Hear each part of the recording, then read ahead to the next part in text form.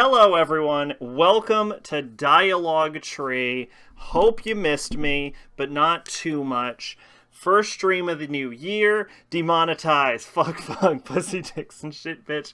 Welcome, Nate. How are you doing tonight? So I guess that's the first big change, is that, well, I guess we'll talk about that a bit later, actually. Instead, welcome, everyone. Third episode. Didn't think we'd make it to 3, but we did. I realized I said I would be streaming on Wednesday, and I even said I'd be streaming this on Wednesday. And then I also remembered I said that Dialogue Tree is the first Sunday of the month. So, obviously, naturally, we did that instead, because that makes more sense to stay on schedule. So, believe it or not, we were completely 100% on schedule. Congratulations to me! I broke a tooth going to the dentist later this week, had a 3-day weekend, but then got called into work. Oh, that sucks, mate. I'm sorry to hear that. Did you get your tooth fit? Oh, no, you're going to the dentist later this week. So you did not get your tooth fixed. Are there any changes to how the stream functions? Yes, there are. So, before that, hold on. As you got warned, this is a drinking stream. So we've got a cup of coffee. We've got some water. Let me try some of this water, because last time was so fucking good.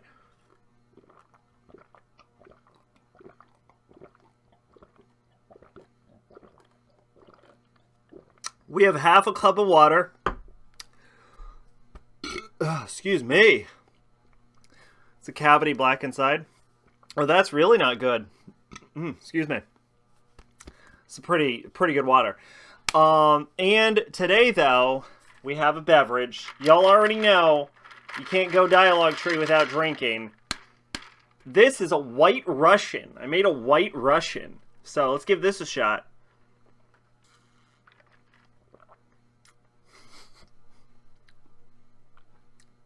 It's not. That's got some fucking kick, actually. It's not bad. I don't hate it. Let's give it another go. It's the alcohol that does it to me.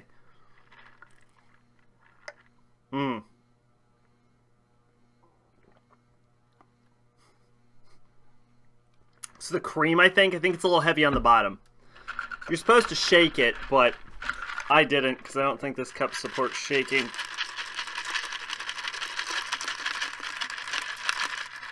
There we go. Maybe that helped a little bit. Anyway, it's not bad. It's vodka, coffee liqueur, cream, and ice. I think you're supposed to have a little bit more vodka than coffee liqueur, but I did equal parts each, so there we go. Except I think there's technically more ice in this than anything. Anyway, hopefully I don't get too drunk. I did less shots of vodka than normal, because I usually do 5.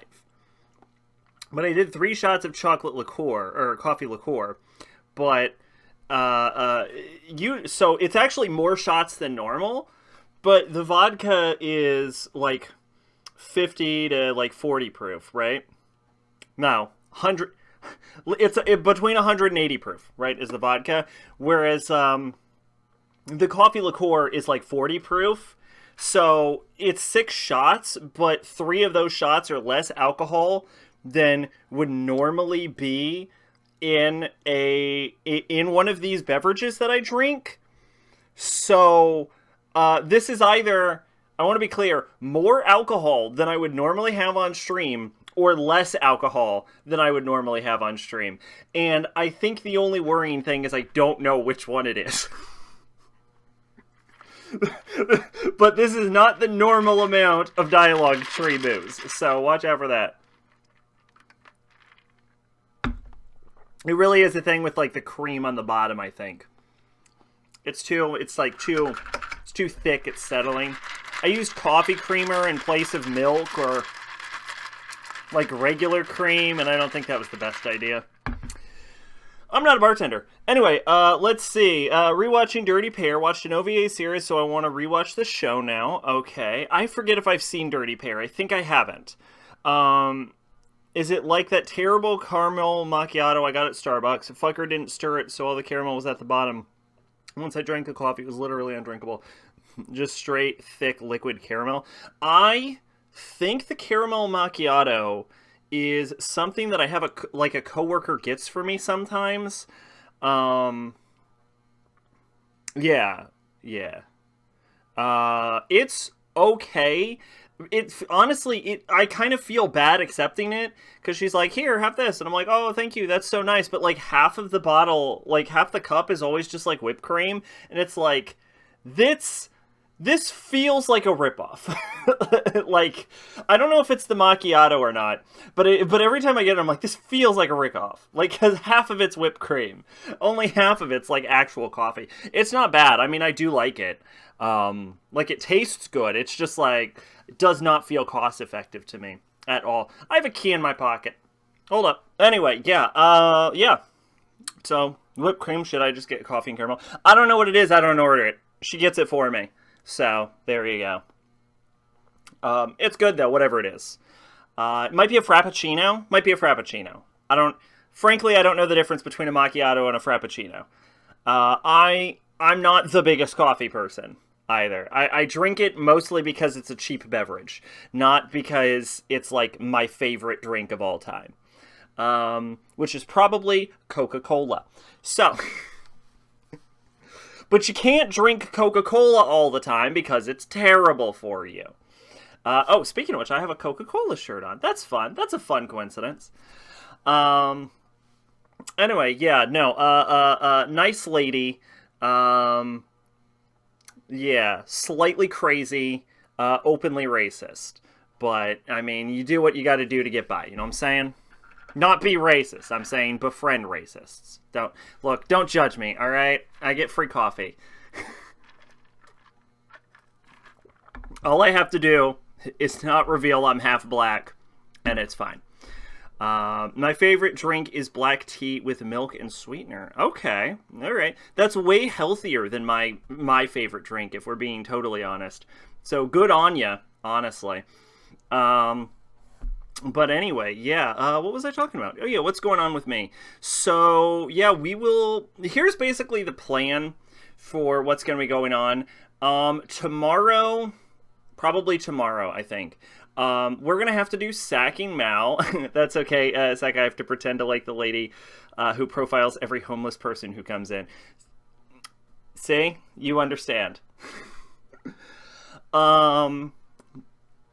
But yeah, tomorrow we should be doing Sacking Mal Fall 2024, because apparently that's a thing.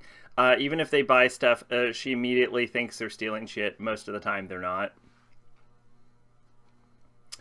Yeah, I would imagine homeless people don't steal all that often if they can help it. I imagine that. But yeah, Sacking Mal should be tomorrow. Then we're probably not going to do anything Wednesday just so I don't have to move over my computer. I actually don't have to do that anymore. It's actually so much less of a pain in the ass to stream off console with the new setup. But we'll probably just not do anything Wednesday anyway. Fuck it, give me a break. I'm trying to, like, fucking watch Fate Stay Night right now anyway, because I have to make a video about it in, like, 2 weeks, and I'm running on a really tight deadline. Like, I can guarantee you right now, the popcorn reviews on Shouting Through the Chorus this month are gonna be fucking trash. It's gonna be, like, 80s and 90s garbage no one has ever fucking heard of.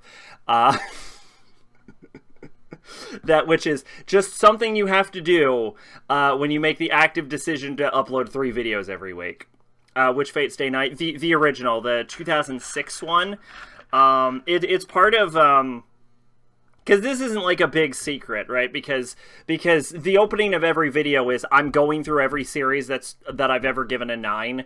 So yeah, it's for anime favorite search. Yeah, so I like 80s and 90s garbage. And yet, I'm pretty sure you haven't seen any of the things I'm reviewing this month, because I think I actually checked. So, I'm pretty sure no one on my friends list has seen the shit I'm reviewing this month. It's genuinely shit no one gives a shit about. I think the most famous one is, like, Maddox, which I think Anna worked on slightly, but...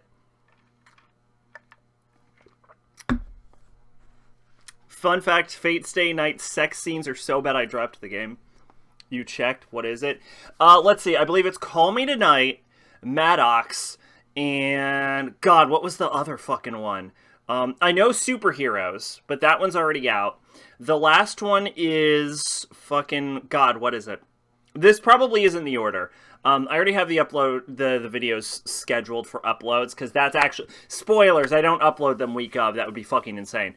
God, the last one is... The last one's bullshit I've never even seen. You've seen Call Me Tonight? Well, then there you go. Then. It's definitely Call Me Tonight.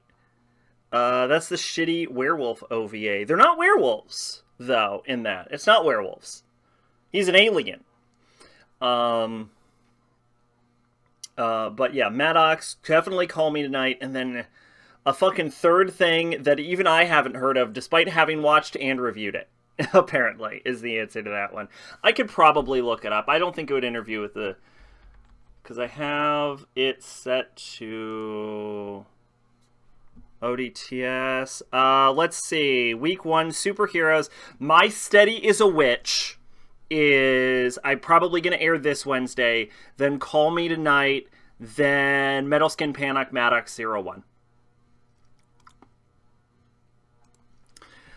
Is the answer to what is airing for Popcorn. So, yeah, we're going to do that while I'm trying to get through Fate Stay Night. You can check my mail on it. I mean, maybe you have. I know I checked on some of them, but I don't super remember. Fucking do it live. Hey, that's the beauty of Dialogue Tree. Pardon. Excuse me. Oh, yep, you gave it a 5. There we go. So you have seen me Call Me Tonight. Okay, well, alright. Call my bluff. Let's see if you've seen Maddox.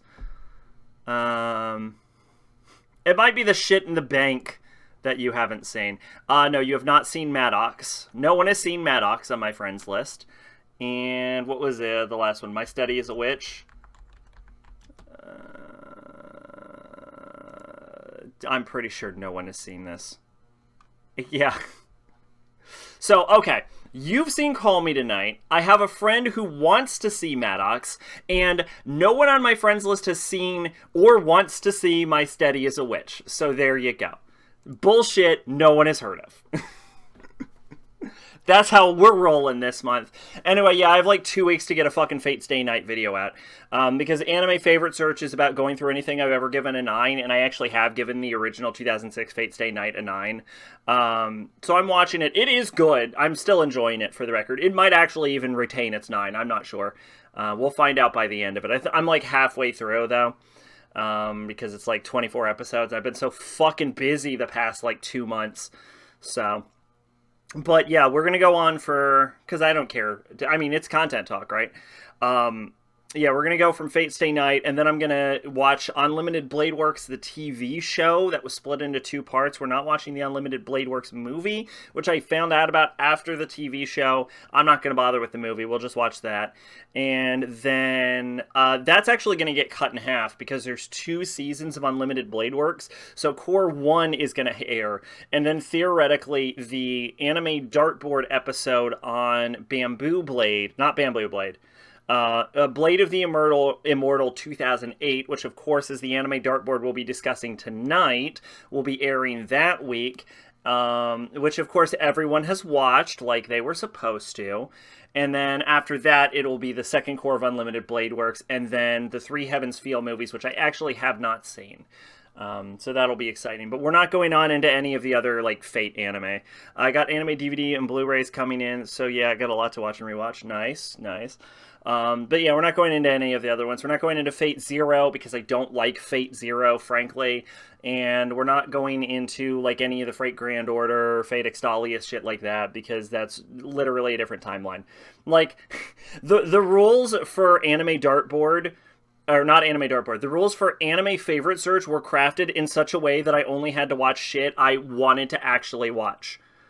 You've seen Blade of the Immortal live action movie? Okay, well, you can compare or contrast then. I guess that'll be fun.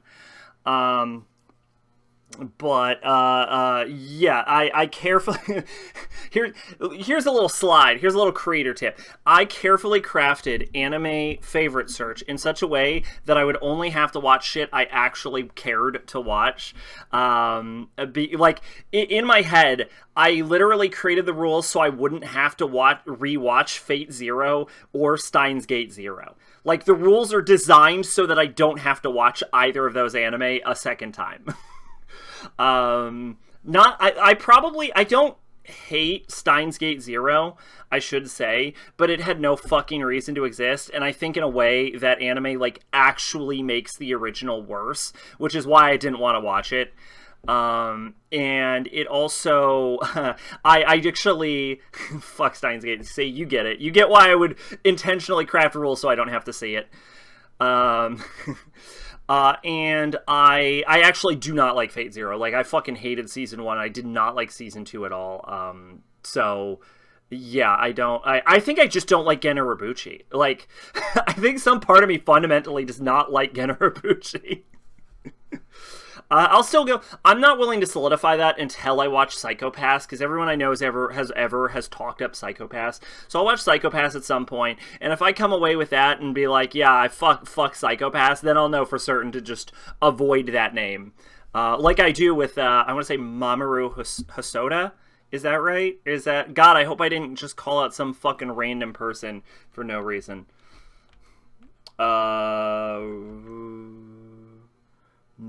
Yeah, I think it's Mamoru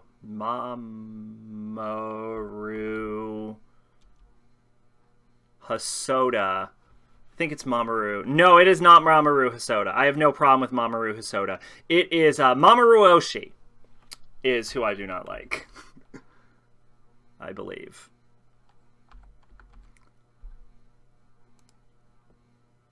Yeah, it's Mamoru Oshii.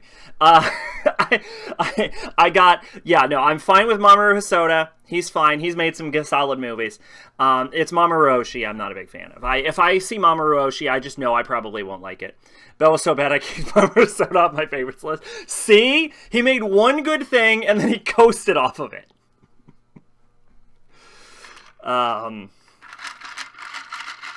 And honestly, I would say, like, directorially, Ghost in the Shell's not bad. The anime itself isn't even all that great, honestly. Overhyped. It's an overhyped as shit anime. Even if we acknowledge that it's a good thing he made, it's still not that good.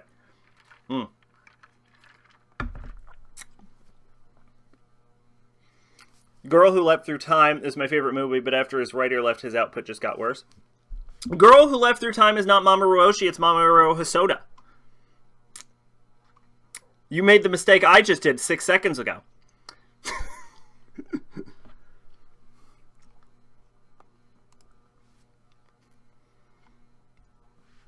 Watch Urusei Yatsura Beautiful Dreamer. Mamoru Oshii made that. Is that good? I need to dip my toe into the Urusei Yatsura stuff. It's just like, that's one of those things where it's like, oh, I haven't seen this classic anime, and people are like, how have you not seen that classic anime? Oh, Hosoda made Bell. Oh, okay, gotcha.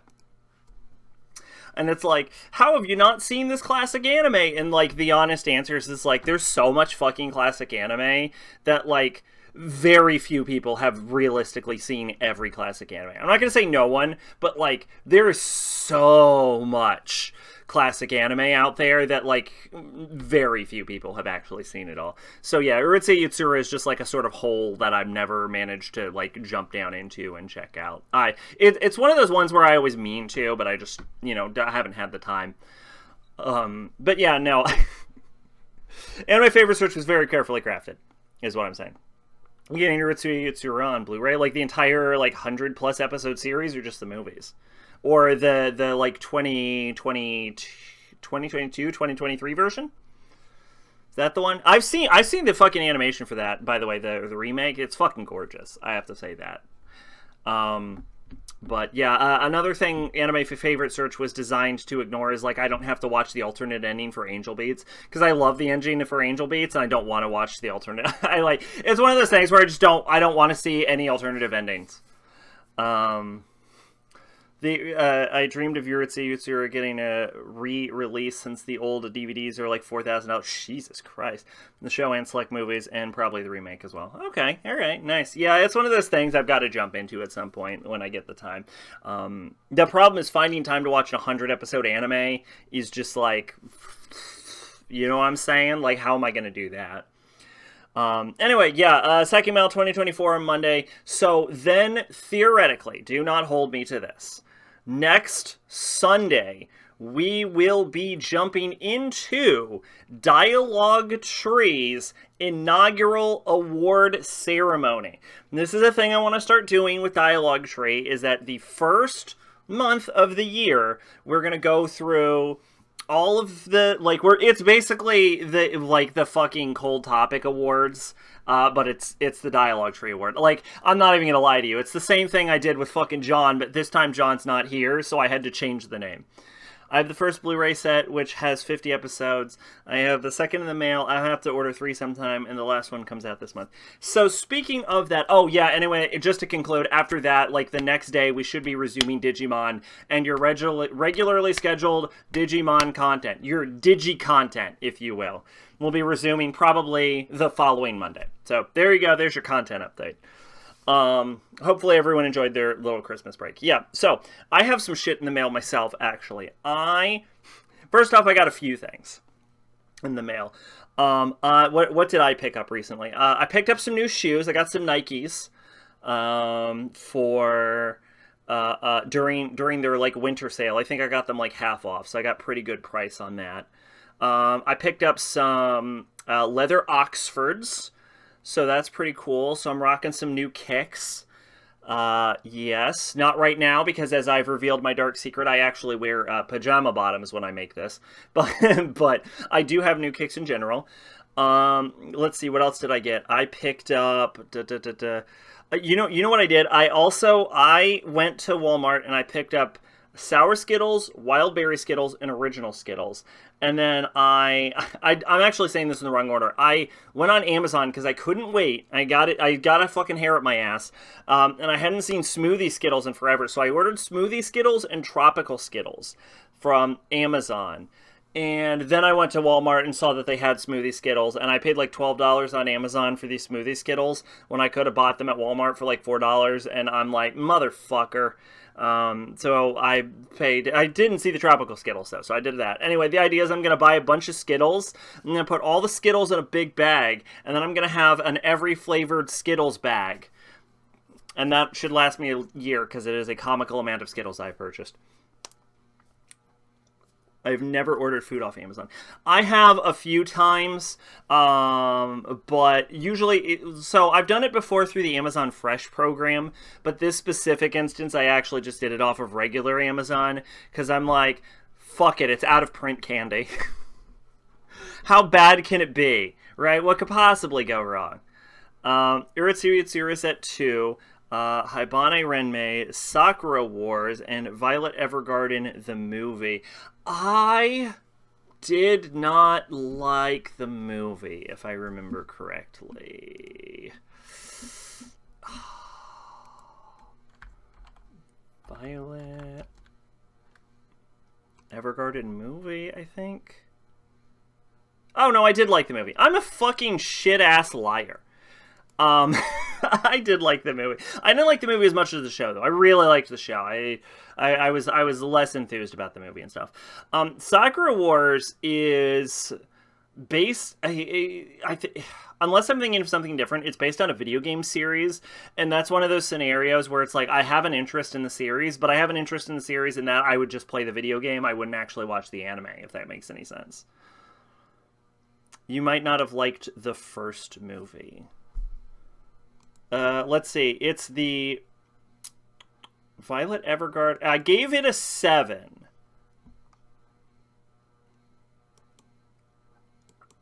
And then there's 2 side stories. And then I liked both of the side stories. I think I probably remember just not liking the movie as much as the show. Because I gave it a 7, so it's probably on the lesser end of a 7, if I remember. I'm like, if I had to probably guess why I remembered not liking the movie, it's probably my least favorite part of the entire series. If I had to assume why I would have remembered not liking it and then having still given it a 7.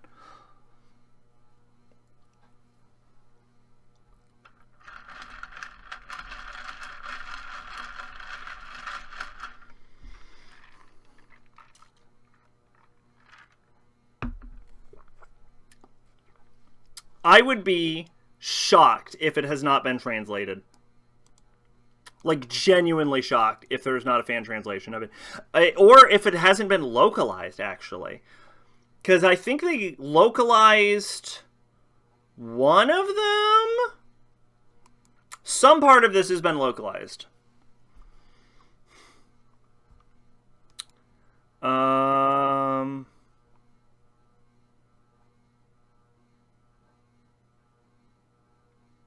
Yeah, it got ported to the PSP, I think. Closest you can get is the PS4 reboot sort of remake with art by Kubo and various guest stars, including Sojima. It's been fan translated, but Saturn emulation is very bad. Is it? That's actually surprising considering how fucking long they've had to emulate the Saturn. Anyway, yeah, if there's a remake, I'd probably play probably. Oh no, you said reboot. So reboot sort of remake. I don't know. I'll figure it out. It's not the highest on my list of things to play right now anyway. So Sojima's character looks pretty cool. Well, Sojima's really good with character designs. I will say that. So that's not super surprising. So's Kubo? Kubo's not bad. I don't think I would put Kubo on Sojima's character creation level, which might be controversial, but I would be hard-pressed to say that Kubo is a bad character designer by any metric. The only problem is she stands out hard. That does tend to be in it. Well, I guess if you're contrasting a Sojima character with a Kubo character, yeah, I imagine she fucking would. That actually reminds me of a spin-off of the Queen's Blade. There's a Queen's Blade anime spin-off with a guest artist, and you can tell... I know who the guest artist is, because I recognize their art style fucking immediately. I actually talk about it in my Queen's Blade review. Yeah. I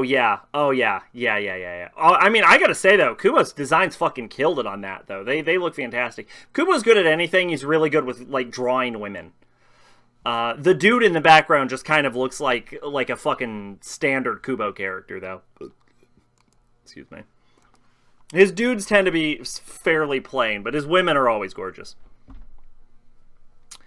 You can make the same accusation for Sojima, to be fair, honestly, if we're being real. Like, I think if you wanted to, like, create a game where all of the character designs were on point, you got to get an artist who's, like, really good at drawing women, and then you got to get a separate artist who's really good at drawing, like, hot dudes.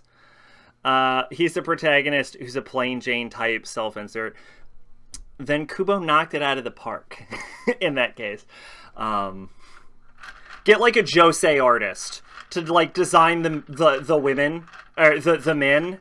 And you know what? Fuck it. Yeah, give me both. Get the josei artist to design the women. And you get a shonen artist to design the men. And then you have the most boring looking game possible.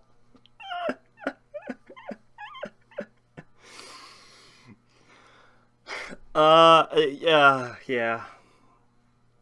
Anyway, yeah, Sakura Wars is a little bit further on my, like, list to check out. I don't know what I'm gonna do when I'm done with Pokemon, because I'm on that Pokemon grind. I guess he doesn't stand out too bad. He just kind of looks like Ichigo to me, is the problem, though.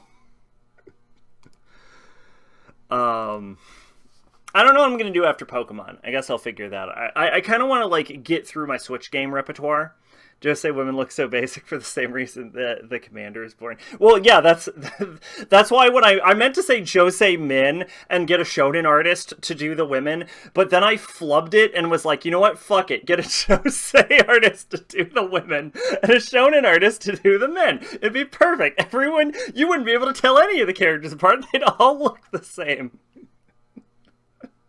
Just give the game a great color palette. It'd be delightful. Just brown. It'd be delightful.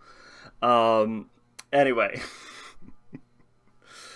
Yeah, so what I have coming in the mail, other than a bunch of Skittles, because I'm trying to create a bag of Mega Skittles, is I was sitting around. So 3 years ago, I picked up a bunch of Pokemon games at GameStop. Fuck, he just looked like Ichigo. See, thank you. He looks like fucking Ichigo's dad, but young is kind of it. And so I picked up a bunch of Pokemon games years ago, and I bought them like used, so they were all in like their cartridge form in these little like plastic containers.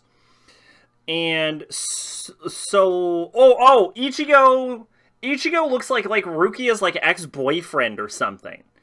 He looks like Rukia's ex-boyfriend. 3 weeks, P3 Reload comes out, so I'll be doing that. I'm very scared of that remake. I didn't even buy it, so... I also haven't bought Tactica, but that is because it released and no one mentioned anything about it until it came out. I hear it's okay. I've heard mixed things about Tactica, so I'll probably be playing that eventually, but... It looks good. The opening was cool, but Atlas is Atlas. Atlas is Atlas. That is a fair point. I did hear that the game added platonic friendships for your social links, which I think is a massive improvement over vanilla. So that's almost that's almost enough reasons for me to get the game. Truth is, I'll probably pick it up years later when it's on sale or some shit, if we're being real. If we're being real, I'll probably pick it up years down the line when it's on sale. But yeah, not super into launch just because, like, fucking why? You know what I'm saying? Without the answer of FemC, I don't see a point. Like, it's one of those things where, like, if it had either, I might even still be tempted. But, I don't know. Anyway. The lack of answer in FemC is really, really, really bad. Though, no, it is. Yeah, no, it's fucking absurd. It's like the entire point of the... It definitely makes it pointless, yeah. It's the whole point of the remake. It's why everyone wanted it. Everyone wanted the remake, so it would have both of them. And would be fully 3D. My thank you. That interest, sorry, my brain muddled it. That alcohol hit me so fucking hard that time. But, yeah, if they add them as, like, even if they add them as, like, fucking paid DLC down the line, I would pick it up. Right? If it's like fucking $20 DLC and they're like, we added the shit we should have had from the beginning, I'd be like, that's scummy as fuck, Atlas.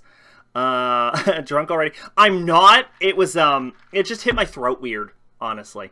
I'm actually like relatively sober. Like I said, this either has more alcohol than I would normally drink or less. And I'm leaning towards less right now. But we all remember last stream where I was totally fine until the last 20 minutes, and then suddenly I was shit-faced. So, I can see the answer is paid DLC. Yeah, I mean, if they drop them in as... It wouldn't be that hard, I don't think, to implement FemC, because they probably have a lot of the writing done for it already. Especially if they worked on it from the get-go. Like... And it's like, same deal with the answer. Like, if it comes out as paid DLC and you have to pay like a stupid amount of money for it, I'll probably pick it up. But until then, my interest is very diminished. Especially after watching the opening where you have the shot of Aigis with a terror deck and she's sitting in front of the Fool. Oh, I mean, if it's baked in there and they just didn't market it because Atlas hates money... Is it crazy I can see that? Like, it's just in there, and Atlas is just stupid? Like, I wouldn't put it past them, is the problem. It's fucking bad. Like, God, I've never seen a company hate money so fucking much. It's confusing to me.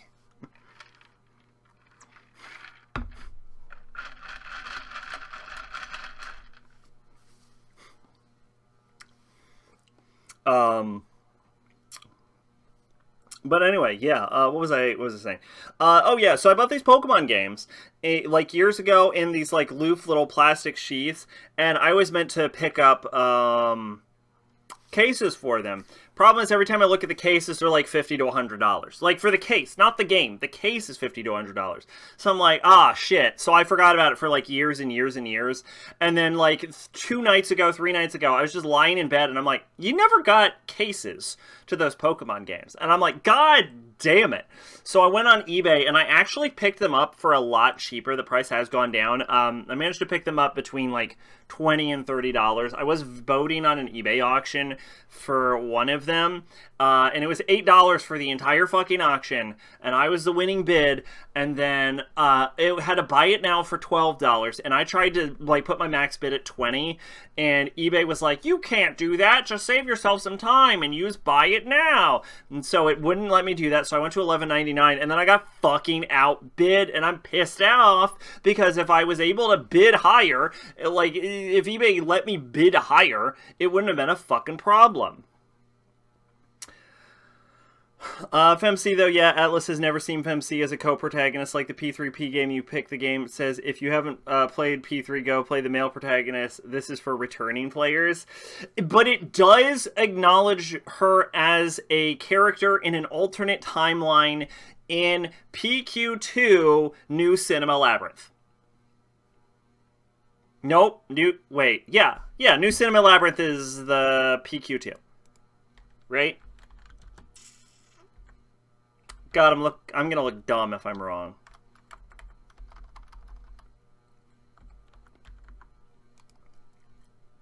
Yep, New Cinema Labyrinth, yeah. So in PQ2, it says that she lives in an alternate timeline. And that's why none of the characters recognize her, because all of the, like, P3 cast are from Makoto's timeline and not from whatever her name is. A game no one bought. I own it!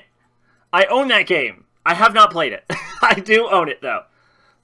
Because it was one of the last 3DS games. It really was. It's the last 3DS game that mattered.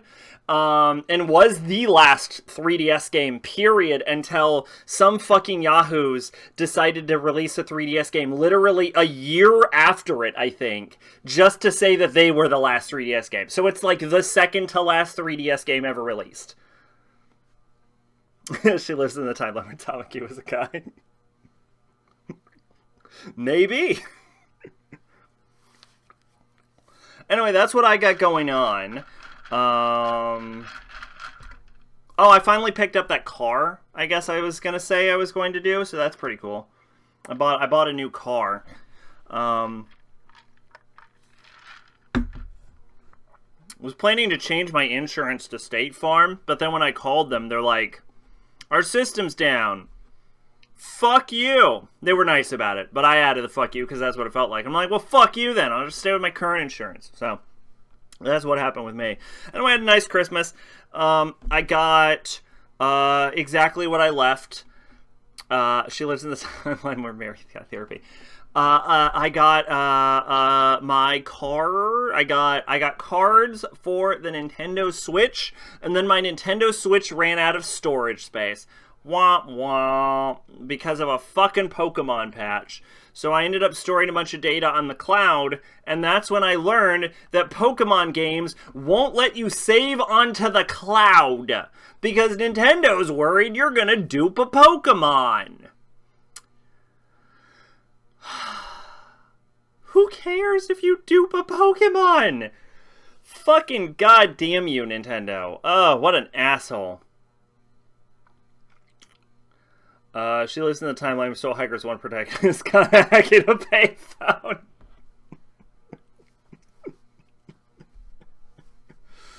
Oh, shit. Let's see. Do I got anything else going on? No, I think that's it. I think we talked about everything I had going on.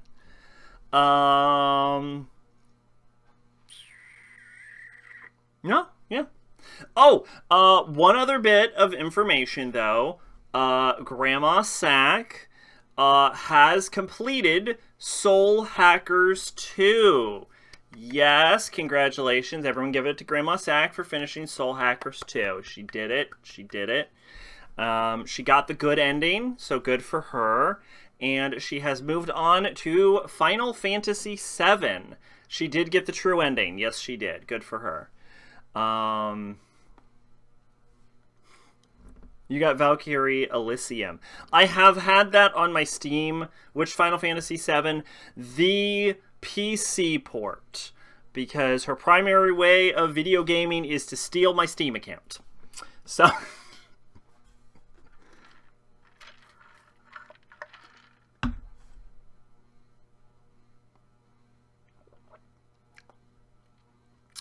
She also called me up like the other day and was like, "What's going on? I'm watching this anime." And I'm like, "What?" She's like, "Yeah, I'm watching this anime called like Happy Marriage." And I'm like, "How fucking dare you watch an anime I haven't seen?" I was like outraged about it. Yeah, because I was like, "Hey, you should watch Cyberpunk Edge Runners," and then she watched Cyberpunk Edge Runners, and she liked that, and then she was just like, "Yeah, I'm watching this Happy Marriage story shit," and I'm like, "Fuck you! You can't watch stuff I haven't seen. How am I supposed to curate your experiences? Going off on your own, learning to fly, break that little bird's wings is what I should do." Anyway, there you go. That's your update. So I have a special treat for everyone. Last dialogue tree, you will remember that my brother recently watched Soul Eater. Yeah, Soul Eater's kind of like big right now because Fire Force wrapped up relatively recently. Not like super recently, but like recently enough that it's like made Soul Eater relevant again, just because it was revealed that Fire Force is a prequel to Soul Eater. You have not finished Soul Eater. I actually watched the anime. It has an anime-only ending, which isn't terrible. Excuse me. Brother doesn't care about Fire Force. And I read the entire Soul Eater manga. This is going to surprise you. The Soul Eater manga is better than the anime. I know. Wow. Crazy. Who could have fathomed that would have happened?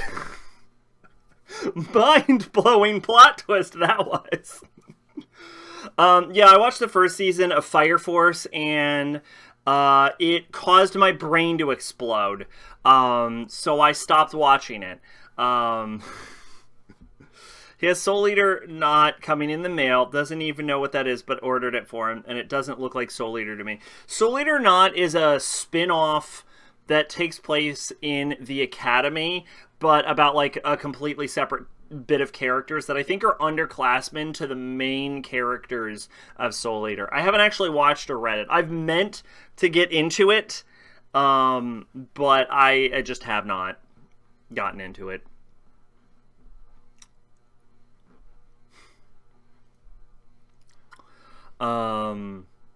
But yeah, it's got like completely separate. I think it has like a third Gorgon sister. I think you're introduced to the third and final Gorgon sister in that. But like I said, I don't really know the details. Anyway, yeah, the Soul Eater manga is really good. The anime is pretty decent. The openings, like the openings and endings of that are fucking fantastic. Like Strength by Abington Boys School and like Black Paper Moon and like Soul Resonance. The songs are fucking bangers. It's got like a really neat aesthetic. It's just like fucking Fire Force is so bad. It's just so not good. Brother's pretty much gone away from me being his source of anime. He's really into Black Clover, which I have not seen. Black Clover... So Black Clover is something you have to warm up to, but it is surprisingly good. Like, the thing I appreciate about Black Clover is, like, for a shonen, like, action series, like a battle series that takes a lot of inspiration from, like, Naruto especially, and probably a bit of Fairy Tail, Black Clover does not abandon its side cast and actually puts an active effort into developing them and keeping them on pace with the main cast. Like I said, Black Clover is like the only time I've ever seen the main heroine actually take down the arc villain. Like, I did actually rewatch that segment and realize that technically Asta delivers the finishing blow, but, like, Asta delivers the finishing blow while the guy's, like, half a foot in the grave because Noel fucked his shit up.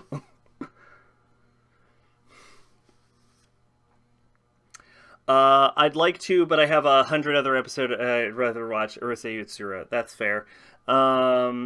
Guess what my brother's favorite anime is. Is it Naruto? I can't hate that, honestly. I'm not a fan of Naruto because I think the adaptation is inferior to the manga. I think you should read the manga rather than watch the anime. Oh, Yu Yu Hakusho. Oh, that's just a bad choice. Oh, fuck, dude. Can you take your brother back to the store and get a new one, actually?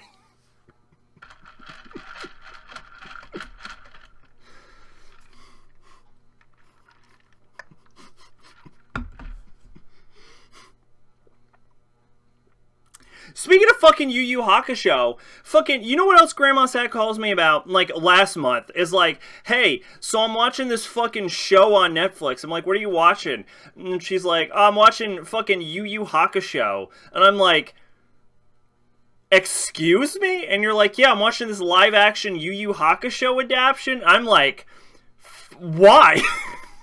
And she's like, because it's fucking good. And I'm like, no, it isn't. Shut up. I haven't seen it. Maybe it is good. I don't know. I was just like you don't fully understand. You don't fully understand. Despite my, like, coming into the podcast and being like, check out this game Grandma Sack played. She does not watch anime. She really doesn't. Not unless I, like, sit her down and I'm like, you gotta check this out. Like, so, like, hearing her come in and be like, yeah, watch this live-action Yu Yu Hakusho. I'm like, what the fuck are you talking about? By the way, I'm paraphrasing because she did not pronounce Yu Yu Hakusho correctly. like I think it was like impossible to parse what she actually said at the time, but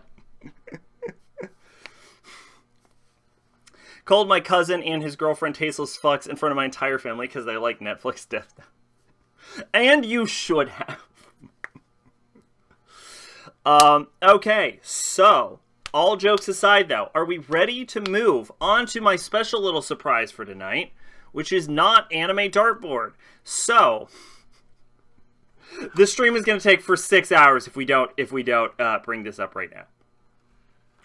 So, we're not here to look at the wheel. We all know what the wheel is. We're actually here to find top 10 scariest horror games because I actually found it. I found it, everyone. So we're going to go ahead and watch this, and we're going to react to it live. This is a reaction channel now. Because, I don't know, fuck you. But you remember we talked about this last time, and I wasn't able to find it, and I found a different list they made after this? Well, we found the actual list. You had nothing to talk about this. No, I actually have a lot of topics, is actually the problem. Which is part of the why I'm trying to push through. Alright, so, here we go. Let's start this up. Top 10 Scariest Games Countdown. From GameTrailers Archive. This is the real list. This is the list we tried to find last time, and I fucking failed.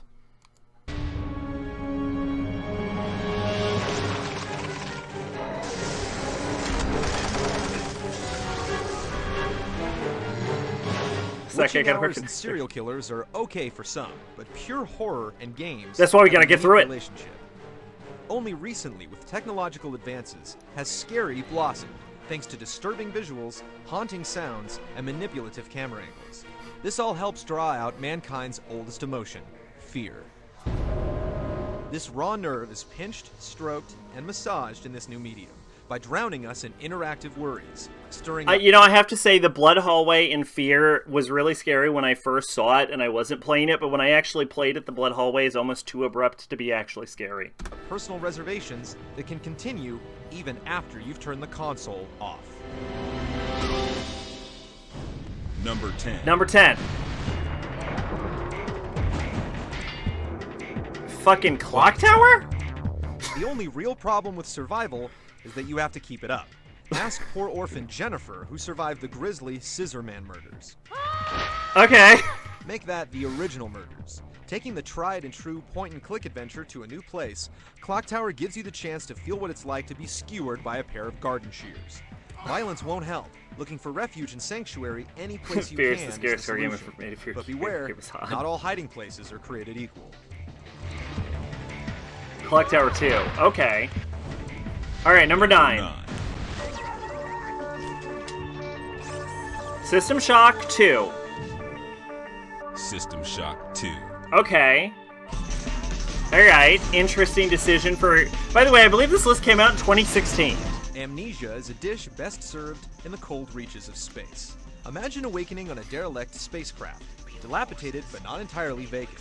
The crew soon makes itself known, wailing pleas of euthanasia, all while trying to brain you. A game that literally Mixed has a scene where messages, System perhaps, sends you but effects frightening to go nonetheless. get you. With a classic horror atmosphere in the void of outer space, the blood curdles and the imagination. That's what the fails to match Wikipedia the article price said. of 2016 And is just when to this make came things out. Worse, your closest ally is also your arch nemesis, the Shodan AI construct, the vile constant in System Shock. If you real quick, if you have not seen Shodan's "In My Talons, I Shape Clay" speech, you should definitely go check that out because it is like legitimately good. Number 8.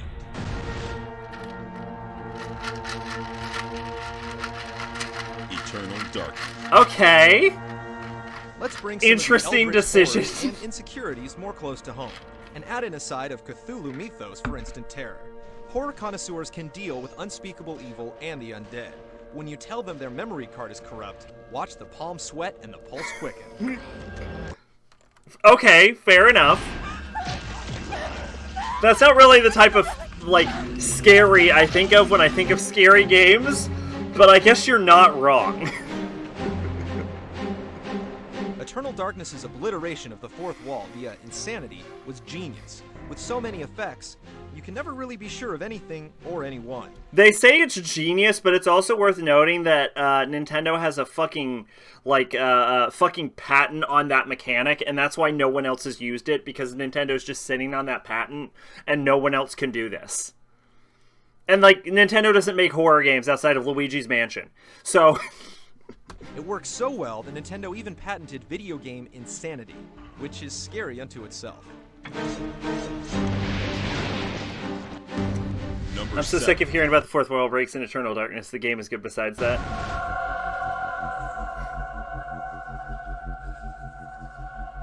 Dark Seed.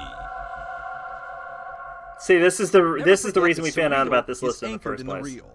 In the 1992 PC release Darkseid, there are nightmares overlapping. Yeah. If you remember last time, the reason we found out about this list is because it was referenced in an article about Darkseid when you were talking about games you could make me play that I would hate. Suburbia, showing the sinister sides. So of we knew something this as was on the evil list. as a barbershop or library. Even symbols of protection and good, like the police, are twisted, smelted into a metallic caprice of an alien. I just want to say, symbols of protection and good, like the police, really shows that this is a 2016 list, not a fucking 2024 list. Alien evil. Alien is the key word, with horrific artworks from H.R. Geiger, an animated biomech amalgam of disturbances, where even a doll can be malformed like fleshy putty into a grotesque gateway. Fiendish dreams and unrelenting headaches dog you as the weird visions enter the waking world, and eventually, you pierce theirs. Work quick, or you may find the nightmares attempting an escape, without exaggeration, from your... Not necessarily accurate, but I think it would be hard to argue that the police's PR in 2016 compared to now is like fucking literally night and day. head and into our reality. Number 6. Number 6. Half-Life? Doom 3. Okay. Not what I would have expected on a 10 scariest games list. Just when you thought it was safe to play a first-person shooter, id Software proves that scares can I'm come starting to think that their actually good list that we watched last time came about because they got shit on for making this one. Like, I think they made this list and everyone was like, are you fucking high? And then they're like, fine, we'll make a completely different list and it'll be better. anywhere. Oh, do they ever in Doom 3. The series made such a dramatic leap from its second installment that seeing all of the Underworld's familiar faces in uber 3D is almost enough to give it a spot in the top 10. Add to that adaptive lighting from your flashlight, and creepy diary entries read by scientists that were probably on vacation in the 9th level of Hades, and it's no surprise that Doom 3 scared the hell out of us back in 2004. One thing we all learned playing Doom 3 was not to trust our own eyes. Uh-huh. Alright, top 5. Number 5. Yeah?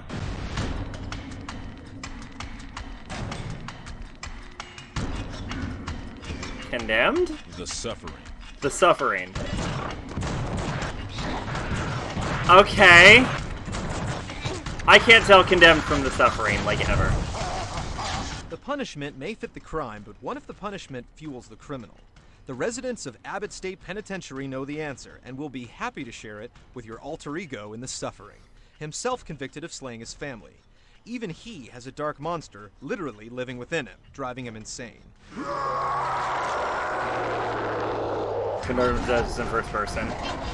I did not know that. Balancing the revulsion, That would probably be a good way to monsters and tell. owning up to what Torg may have done leaves a hopeless world where despair's only foe is raw, unnatural selection that canvasses every corner of the prison. Blood-smeared walls, wailing cries for help, and a heaping helping of hauntings keep you on edge. Well, also keep in mind I have not played either game, so I mostly have to go through I have to go by the name, and Condemned is named The Condemned, but The Suffering takes place in a prison. So, you can see where my confusion is probably coming from. Whoops. Number 4.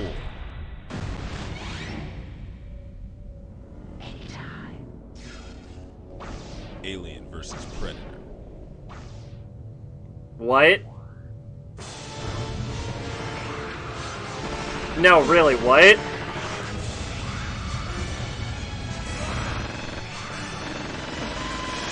While the 1994 Jaguar exclusive was creepy in its own right, with 3 sides to the interstellar comic-based conflict, most of the sci-fi frights come from the game's technical limitations.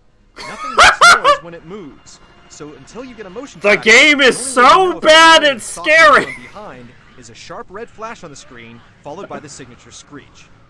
I'm honestly Then, glad we already watched too the late. good video Every before corner this is an one. adversary, as a limited perspective offers a tense challenge, a bombardment of blind turns. And no one likes having a facehugger's tongue down their throat. You can use this game to boot backups and Number imports. 3.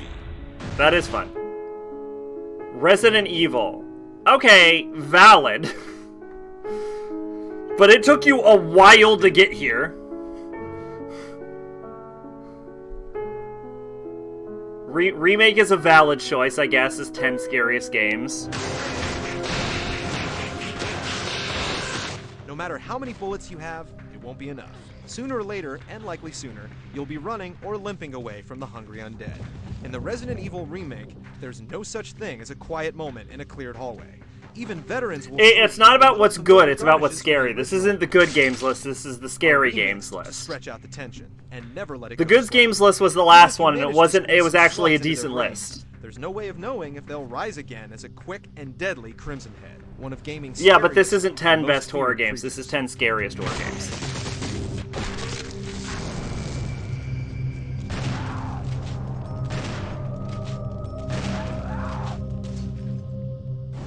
Not that that makes the list not wrong, but... Okay, Crimson Butterfly is fantastic, but I wouldn't even call it Fatal scary. Frame Like, 2. I couldn't see an argument What's for more Crimson horrific Butterfly than a haunted being mansion? How better about an than entire Remake. village? I can't see an argument for Crimson Butterfly The being twin sisters get scarier than separated, Remake. The search is on, but as the player of Fatal Frame 2, do you really want to find the answers?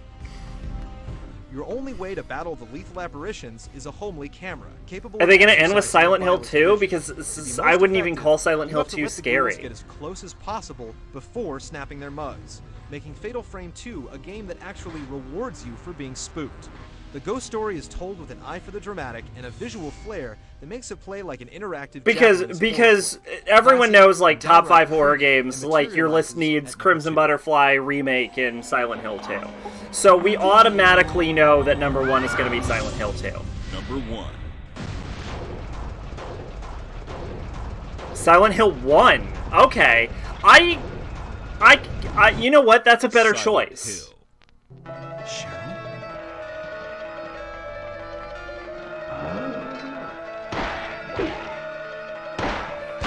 I would argue that 1 is probably scarier than 2. Low light, white noise. Who knew that within a single generation, survival horror could be refined to the point of masterpiece? It has the broken glass freakout moments, but the real cuts come from the unsettling anticipation. Your radio blasts static when danger is near, and that danger Yeah, is often I mean, obscured. Silent Hill Your 2 is meager the flashlight superior barely illuminating game, faint but shadows. Silent Hill Your 1 I very would tools probably are argue is instruments of fear. scarier, yeah. Muddling the picture is a choking Kafka-esque fog twisting everyday scenes, like a school with murderous moppets, into pure nightmares. The multiple endings are so layered in psychological scars that even onions weep. As unsettling today as it was when it was released, Silent Hill has left a legacy of terror, both mental and the kind that goes bump in the night. This is one game that was made more scary by the meager PlayStation hardware, and it's our pick for the scariest game of all time. Okay. It's not the scariest game of all time, but...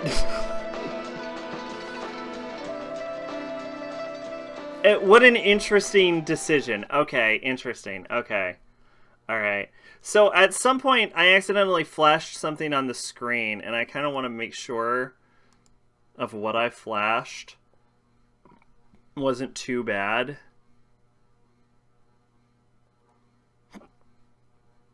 No. Okay. No, it's not a big deal. Alright. I just wanted to make sure of that. Alright, so there we go. We gotta check out GameTrailers. Fucking top 10 scariest horror games of all time. Zach jerking off his first stream. No, but I more was worried because what came up was basically like a shot of my browser window, and I wanted to make sure like actual personal information wasn't up there. And like the only thing that's on there is the like not even like the main name of a site account I have. So that's like not even like it's not even the name of the account, it's the fake name I put as part of the fake account, but it's not the full fake name of the fake name that I put as the account name, and it's not the main user on the account, so it's like 5 degrees separated from anything I would actually care about leaking. I was mostly like worried about like password information and shit coming out.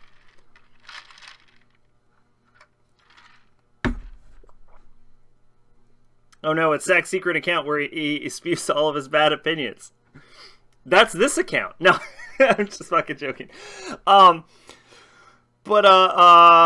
so I can see, if you remember in the last stream, they open up their video with, it's really hard to name the 10 scariest games, but here's the 10 best games. I get why they were a little on the defensive last time, because if that's their scariest game list, they deserve to be on the defensive. That was fucking, that was a nightmare. That was terrible. The first list we watched was so much better. You know what always, like, sort of amuses me, though? Is like when you think of like the 10 best horror games of all time, you pretty much know like what most lists are gonna have, right? Like when you don't mind, you can probably guess in the top 10 for sure are gonna be like the following games: like Remake, Silent Hill 2, Crimson Butterfly, System Shock, and apparently Eternal Darkness. You don't know what the placement is going to be, but you know chances are one is either Remake or Silent Hill 2, and you know that, like, realistically, those other 3 games, like Amnesia, System Shock, and Eternal Darkness, are going to be floating somewhere in the top 10. And that's, like, every horror games list. And it makes me wonder, like, what does that say as a horror genre? That, like, the best horror games of all time are pretty well agreed on. Like, you don't really get that with a lot of other genres. Occasionally Rule of Rose and Hunting Garen appear. Yeah, but I'm saying, like, guarantees you get those 5 games. Like, guaranteed you're gonna get those 5 games. By Amnesia, I don't mean, like, I mean Dark Descent and not, like, Machine for Pigs or Bunker or Rebirth. But like, those are 5 guaranteed games you're gonna get in your horror game top 10. And, like, you don't really get that with any other genre. What's funny about those two is a lot of articles tell you the author did not play either one. Like if you ask, like, what's the 10 best JRPGs of all time, you're gonna get some fucking wild ass answers. I guarantee you'll probably get either Final Fantasy 7 or 6 or both, and Persona 4 in that list. But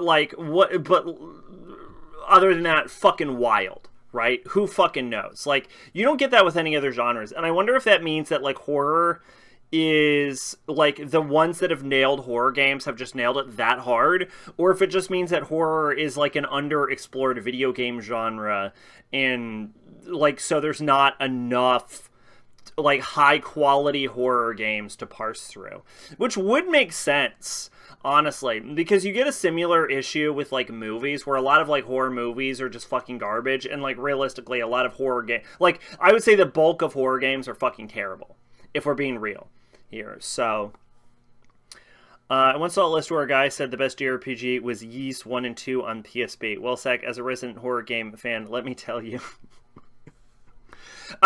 realistically, I would probably say that the bulk of horror games are either an Amnesia ripoff or a Slender ripoff.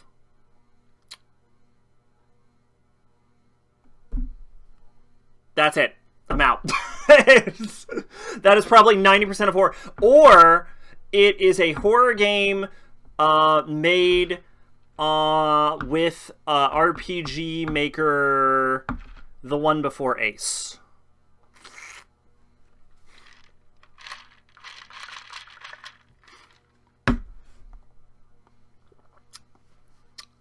And that is probably the bulk of all horror games.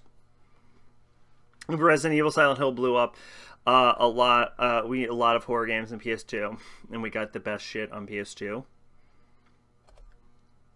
You know what? That is probably a fair argument. That, like, the argument that, like, the genre is only about 20 years old. Because when we look at, like, young genres, we also have, like, the, like, Metroidvanias and the Souls-likes, which are also relatively young genres, and that they're still named after the video games that helped inspire their genres. And we don't really get a lot of high, like, if you were to name, like, you probably could easily name, like, 10 best Metroidvanias and, like, 10 best, like, Souls-likes, and the list would be virtually the same as everyone else's. So, you know, that's a fair argument, that, like, the genre is just too young, and probably not as well explored as, say, like, JRPGs or shooters or stuff like that.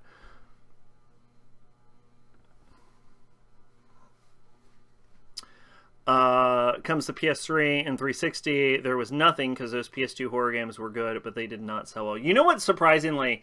I played No More Heroes 3 on Switch, and I always play everything in handheld mode. And this is just a little bit of a tangent, and there is a horror game section where you run through, like, an abandoned Japanese school. Japanese style school. Like, I don't know if the school is actually in Japanese, because No More Heroes actually takes place in California, but you get the idea. And it's actually pretty creepy, and makes me think, like, man, there was such a underutilized market for, like, handheld horror games. So, I'm putting that out there. Got into horror games in 2012, which is when horror started to come back, thanks to games like Amnesia and Slender, and indie horror was really big. The big problem with those indie horror games were fucking... Yeah, like I said, most horror games are probably realistically a ripoff of either Amnesia or Slender. Like, that's like 90% of all horror games now. God, fucking awful. Yeah, that's true. No, that's fair. Yeah, you make a solid... Whereas, like, JRPGs have been around since the 80s, so that's literally double the time of the horror game heyday. So, yeah, I think there's a fair argument for games being in their infancy. I would say there's probably... Because Kojima's making a horror game, and honestly, Kojima, theoretically, if Kojima drops a horror game, he might create a bit of a horror renaissance. Like, his talent as a horror game designer or not, like, creator or not, like, aside, if he creates a spike in it, we could actually start seeing, like, a solid horror game fan base again. And Silent Hill's starting to boot back up, but it's a fucking nightmare and no one trusts Konami to actually succeed at this. Just look at Markiplier and PewDiePie's backlog of horror games. A lot of them fucking sucked. I gained a respect for PewDiePie. Because so fun fact, I didn't like PewDiePie at the beginning. I actually thought he was really annoying, but eventually I was like, everyone talks about this PewDiePie guy, I'm gonna check him out. This was after he was like the most subscribed YouTuber, so I watched his Amnesia playthrough. He acted completely different in it. He acted more like he does now than he did during his like absolute heyday. Like he acted like a real person. And like watching him play that game kind of felt like going on a journey. So I kind of grew attached, watched some of his other playthroughs. But I was watching him play this like random indie horror game. I watched him play this like random indie horror game. I don't even know what it was. And like he opened the door and a jump scare came out and went brah! Right in his face. And he just stone-faced, didn't even react. And he played for like 5 more minutes and then nothing happened. And he just sighed and was like, all right, I'm done. He just like ended the episode in the middle of nothing happening. And then he didn't play horror games for like months after that. It was just like such a complete, I am so fucking tired of this. I always credit him though for getting me into horror, same with Mark. Mark's great. PewDiePie is completely like, he occasionally does videos on like novels and philosophy, but he's like mostly a blogger about Japan now. Like he completely changes his like content style. It doesn't help he played a lot of crap. It probably, yeah, that's fair. It was partially on him. Yeah, my thing with PewDiePie is it's hard to like stay with him because he changes his content so radically so often. Like, after he was, his philosophy takes her ass, though. That's because he's very openly a rookie in philosophy, though. To be fair. Like, he's literally reading the books for the first time and then being like, I read Socrates. Here's what I think. So it's like, of course his takes are ass. He's literally a neophyte. I can't... I give the guy more credit for, like, trying and, like, reading and learning than I, like... would ever take away from him for, like, not fully grasping the concepts. You know what I'm saying? Hey, guys that love Ayn Rand. Did he talk about Ayn Rand? I don't know if he did. Yeah, like, the thing with and, like, after he was, like, done with video games for a while, he went on this, like, streak where he was just fucking insane, and honestly, for me, that was, like, peak fucking PewDiePie, and then he started doing, like, meme reviews and stuff like that, and I fucking, because I don't give a shit about, like, memes. And then I don't know what he did for a while because I kind of stepped out on the memes, and now I know he's like a J-vlogger. Which, I mean, good for him. He's living his best life in retirement, honestly, with his family, got married, had a kid. You know, wish the best of the guy. I don't know, I was joking because I really, really don't like Ayn Rand. She was a bitch. The thing about PewDiePie is I was actually kind of semi-upset when MrBeast overtook him because... Like, MrBeast donates to charity, and that's good and all, and I don't want to take away from MrBeast. I kind of don't like his content, though. And, like, you always say, whenever you hear people say, like, oh, I don't like MrBeast content, it's always like, he donates to charity, you asshole, what do you do? And it's like, like, the thing is, like, yeah, he does. I can't take away from them. Like, this is why you can't, like, fully hate or, like, hate on MrBeast. Is because, like, he does do a lot of good. But part of me feels like he does it specifically for the content. No joke, the funniest meme I've ever seen is the longest the mix of Caramel Dancing and Lil Jon.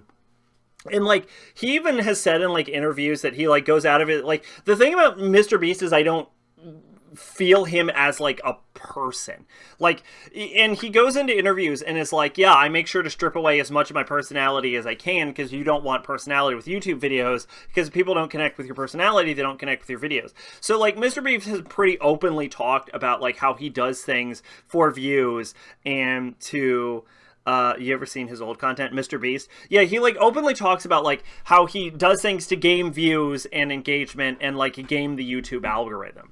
And so like I don't know if MrBeast fully cares about doing charity, and it kind of doesn't matter to me. Like even at the end of the day, I don't fully believe that. honestly, as time has gone on, because he's also changed his stance. He was like, oh, I give away 100% of my money all the time. I make negative on every video. And now he's like set to become the first YouTube billionaire. So that's clearly bullshit. Now he's changed it to be like, oh, I'll give all my money away before I die. And like, as he's moved that goalpost, I'm like, I mean, fucking will he, honestly.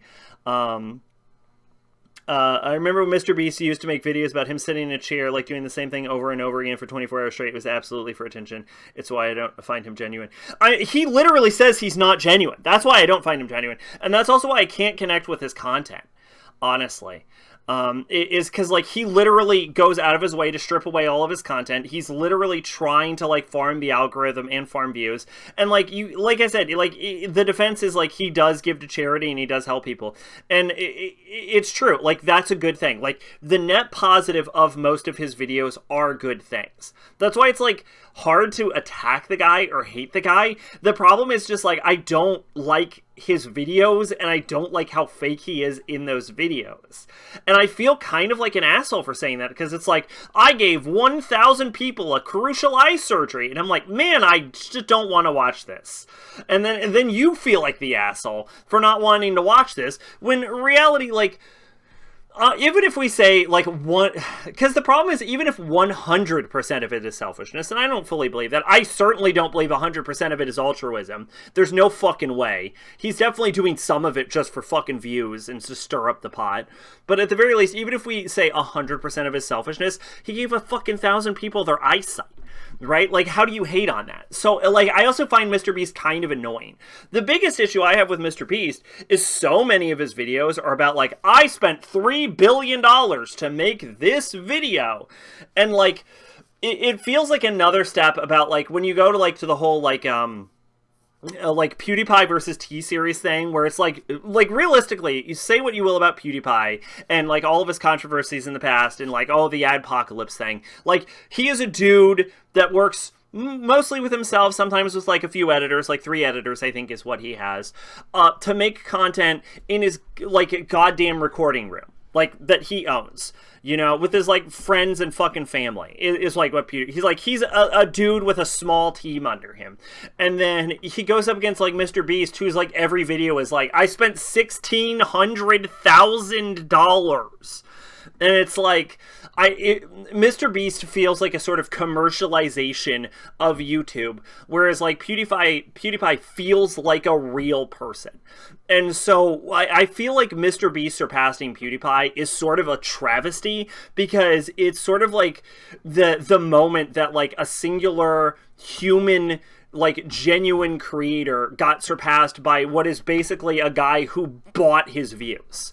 Because that's really what it is. Like, whether he's doing altruistic things or not, whether he's giving to charity or not, MrBeast has undoubtedly bought his views and fame. And, like, part of me hates that.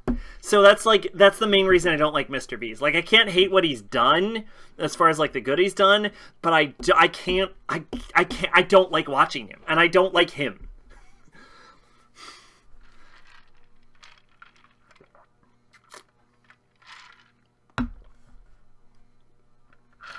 I have a friend who likes MrBeast.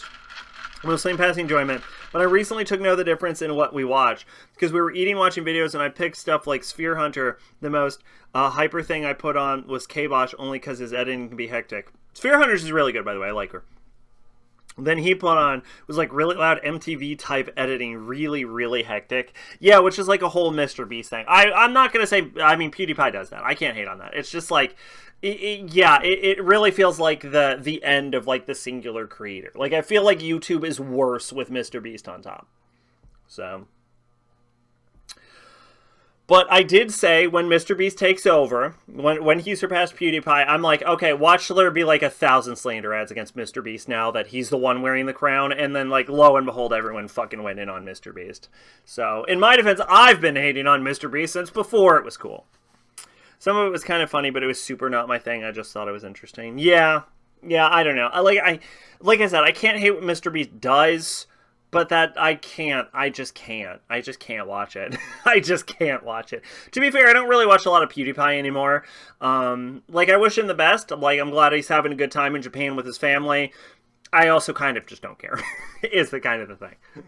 So, but I also can't unsubscribe is part of it. So let's actually get into whatever the fuck I do on this channel.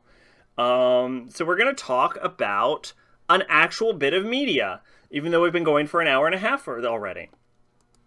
Looks like my first review is going to be on Baldur's Gate 3. Okay, I will try and make this relatively short. The Russian Badger is what he put on, by the way. I think I've seen, like, a handful of Russian Badger... Like, I might have seen one Russian Badger video at one point. Excuse me. Okay, Baldur's Gate 3. First off, last time we streamed, I'd already played this game twice, but I wanted to make sure I had a full grounding for my opinion. So I have played this game to completion. I have beaten the game 4 times. The first playthrough, I did what I would normally do. Talked to all NPCs, did all quests, played a good guy. The second playthrough, what did I do the second playthrough? I did the Dark Urge playthrough, but I had a bit of a rules, which was I would always pick the Dark Urge ending options, and I would always attack. I would always choose violence if I was given the option to choose violence. Every single time I did that. And the third time, I tried to complete the game as fast as possible. And then, what did I try to do the fourth time? The fourth time was a bard. And my decision was to basically make all of the worst possible decisions I could. I basically tried to fuck myself over and help the enemy at every possible turn. And a big thing that everyone talks about with Baldur's Gate 3 is they say that, like, every playthrough will be different, and the game reacts to all of your choices. Basically, all 4 of my playthroughs were almost identical, despite me actively trying to change things. I fucking couldn't. So, like, I don't know. Like, Baldur's Gate 3 strikes me as a game where, like, a lot of people who have reviewed it just don't play RPGs and have no fucking clue what they're talking about. Or they only played the first act of the game, because the game is divided into 3 acts. And I find that when people say that about Western RPGs, it's always wrong. Yeah, like, I get the idea that, like, the majority of Baldur's Gate 3 reviews and praise comes from people who have played the first act a bunch of times and then have not beaten the game, or people who just do not play a lot of RPGs. Because I actually find that Baldur's Gate 3 reacts shockingly little to my choices when I played through it, and I did it 4 times, which I guarantee you is more than most people. What I will say is that Act 1 is surprisingly well put together. Like, Act 1 is a solid part of the game. But I also say that Act 1 was largely what like, Baldur's Gate 3 was a game that was in, like, active development and was in, like, pre-release for years and years. And I had my eyes on this game for years and years, ever since it, like, was originally in development, because I was waiting for the official full release of this game. So the first act is incredibly well polished, but when you also look at people, like, the realistic thing is, despite Baldur's Gate 3 having a phenomenal play rate even now, like, lives are literally unheard of numbers of people playing this game, the fact is, like, it doesn't have an inordinate amount of completion statistics. Like, when you get down to it, and I don't know how many people are actually aware of this, the majority of people do not play video games to completion. They just do not beat video games. Most video games have around a 10% completion rate. And despite the number of people that play Baldur's Gate 3, that 10% completion rate is about the same. Which means that, like, roughly 1 in 10 people who have played Baldur's Gate have actually completed Baldur's Gate by any regard. So a lot of people probably go, and when you hear a lot of people, they're like, I've played the game 80 hours and I've created 6 characters and I'm still in Act 1. And that actually, I think, probably speaks to an issue I have with Baldur's Gate 3, which is, like, Act 1 is very well polished and very good. Act 1, I can see people saying why people are like, oh, Baldur's Gate 3 is so great. The problem is it falls to shit the second you leave the material that was actually play tested. And I think it probably speaks to a lot of why people say that, like, I've played the game, I have like 6 characters and I'm still in Act 1 and I've only played Act 1 with all the characters, is because I think they're probably, the truth is, like, reviewing and like understanding why you feel certain ways about media is sort of a developed skill. And the truth is most people are very bad at understanding their feelings for media. If you take them to something that they don't like and you ask, why do you not like this? They cannot tell you. And if you take them to something they do like and ask, why do you like this? They cannot tell you. They'll just be like, oh, I just like it because it's good. Oh, it's got the characters. And then if you ever point in a fucking hole, like, the majority of people will fucking crumble. You straight up cannot get an accurate review from the average person. This is why reviewing is an actual talent. This is why it's a skill you have to develop. And the thing is, I think most people don't have the self-awareness to realize that the reason they have 6 characters and they've spent 80 hours in the game and they've only played Act 1 is because when they get to Act 2, they get fucking bored. Is the problem. The second you leave, and that's why I'm bad at it, and that's fair, I would never fault you for it. Like I said, it's a skill you have to develop, it is something you have to hone, and I think most people don't have the awareness to realize when they get to Act 2, the reason they have so many characters, and they're not in Act, and they just get to Act 2 and then start over, is because Act 2's not as good, and Act 3 is even fucking worse. Like, the game gets worse as you play it. Like, as I played it, the less I liked it. So Act 1 is incredibly well polished. You get to meet your characters. They have their dialogues. They cut in. It's very well put together. The level spacings, the level design, it's all very good.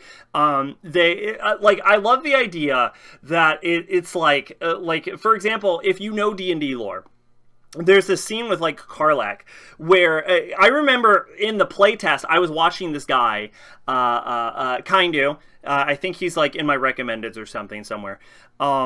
He's nice. I think he still streams. It's hard to tell. He goes off and on, honestly. Very nice guy. Nicest fucking dude I've ever met on Twitch. Anyway, check him out if you want. Anyway, point is, I was watching him play, and, like, these, like, soldiers were like, yeah, this Karlach's a devil from the 9 hells. She's got gnolls working for her. And, like, me, being a fucking D&D nerd, right, I get my final D&D book tomorrow in, like, all of 5th edition. I'll have all of them, basically. I hear that, and I'm like, I'm sorry, a devil is working with gnolls? And kind of just like, yeah, is that weird? And I'm like, that would never fucking happen. Like, ever. Like, like, fuck off. Turns out that I was right to call them on that, because that shit's a fucking lie. Those guys are fucking lying, and it's very well put together. Like, if you know your shit, you can easily be like, no, hold up, wait, what the fuck are you talking about? Because the thing is, like, gnolls, and this is some D&D lore, are created by the demon lord, demon prince, Yingyu, or some shit like that. Anyway, he's a demon prince, and demons and devils are at fucking active war with each other. So the idea that this fucking devil is working with a bunch of fucking demon spawn, bullshit. Complete goddamn nonsense. Like, it's so easily not fucking true. And the game is honestly aware of that. It has a solid-ish knowledge of D&D lore. Clearly takes some liberties. I kind of like that they mention Karsus, but I don't like that they use Karsus's crown as a plot device. I don't know. Like, Karsus is a really cool character, but I would have preferred him not get fucked around with, if I'm being honest. So, yeah, I don't know. And another thing is, like, the Baldur's Gate is, like, I understand it's the name of the series. It's, like, it's not even that cool of a town. It's, like, the biggest town in the Sword Coast. Half the game takes place getting there. Anyway, I'm going off on, like, my arguments as far as, like, a DMD thing goes. This is not relevant. I don't want to attack the game as far as D&D lore goes. Although I think the Netherbrain thing is fucking stupid. But what I will say is, like, another thing people say is, like, Baldur's Gate 3 is like playing D&D. No, it's not. And I do want to say this.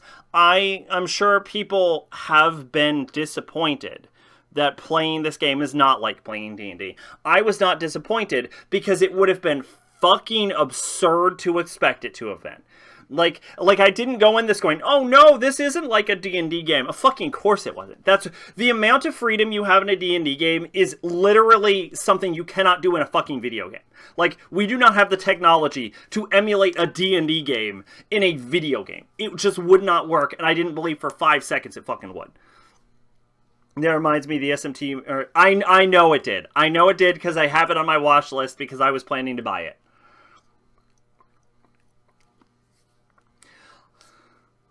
But yeah, like, so, like, some, just a certain, like, for example, one of the best cantrips in D&D, this does not do damage, is, fuck, I should be able to, oh, it's not thaumaturgy. It's in the same idea as thaumaturgy. It's like thaumaturgy, druidcraft, and then the wizard version, which is even better, which... Fuck off! God, I'm so pissed off. Hold on. Wizard, cantrip. No, I did not play Demon Souls when it came out. Not even close. What am I fucking thinking of? Prestidigitation. There we go. No, actually, I played Dark Souls first, and it was given to me by a friend in disc form. And Scholar was out, and I think Dark Souls 2 was already out. So no, I wasn't even close to when it came out. Why? Why? What was the question? Anyway, yeah, prestidigitation. So I have had... First off, I got banned from playing Wizards at my table. But because I would do bullshit like this, I made a character easier to pick out of a crowd by using prestidigitation to fucking turn a dude's hat pink once. And so you can't do that in Baldur's Gate 3 because in Baldur's Gate 3, all prestidigitation does is give you advantage on like persuasion and deception checks, I think. When Demon Souls came out, there was a glitch where you couldn't reclaim souls. Oh, no, I didn't play the unpatched version of Demon Souls. No, I'm sorry. I was going to say if it was on 360, because I played the unpatched version of Dark Souls, but not of Demon Souls. Because you need an Ethernet cable for 360, but PS3 had Wi-Fi. So I think I played the patched version, so I'm sorry about that. Well, no, I don't know if they did have a patched version. I don't know. Because the fucking dupe glitch was still in the game, so I'm not sure about that. But anyway... yeah, you can't, like, in Baldur's Gate 3, prestidigitation, what that does is it, like, gives you, I think, like, advantage on persuasion and deception checks. Which, like, it doesn't emulate half the fucking effect. Like, prestidigitation is fucking bonkers because of utility.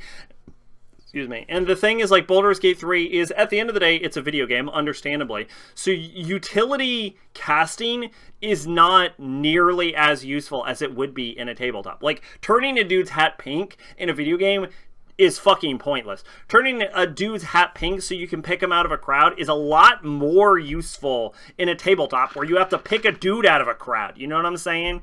And like another thing I've done is in like a Curse of Strahd, I fought a bunch of vampires and I defeat them by blowing a fucking hole through the roof. Clearly, you can't do that in Baldur's Gate 3. So, like, people are like, oh, it's just like playing D&D. No, it isn't. And, like, I don't fault the game for it. That's not a negative. No video game is like playing D&D. Like, the fact that the shit you can do in a sort of, like, theater of the mind situation compared to what you can do in video game, because you don't need to code your brain, is ridiculous. So I think sort of, like, the praise about, like... Now, I will say Baldur's Gate 3 did an okay way of adapting 5th edition Dungeons & Dragons. I think it probably did the best it could. I understand why... Like, I've heard arguments that previous games adapted higher level spells.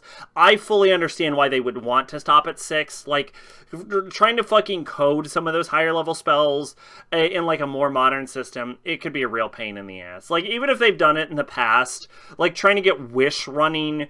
or fucking True Resurrection or shit like that it's just like, it's so much shit to get working. So I don't fault them for their failures to emulate D&D.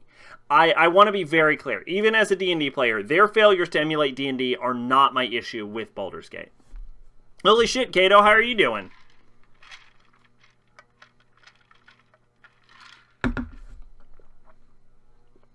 Because I was at GameStop. I go there sometimes. The guy was trying to challenge my gamer knowledge and flex his own, like an employee. He was very older than me, and said everything he said to me was correct. Like Star Ocean Second Story remake cut content, it didn't. And that Demon Souls thing, he said, and I cannot find any proof that happened. I have it unpatched, but it's the greatest hits version. So far, I know some things were smoothed out. Doing good, shilling, nice. I'm shitting in Baldur's Gate 3, is what we're doing. Welcome to Dialogue Tree. This is Dialogue Tree. I know that's not on screen, but this is Dialogue Tree. So, and I'm drinking White Russians.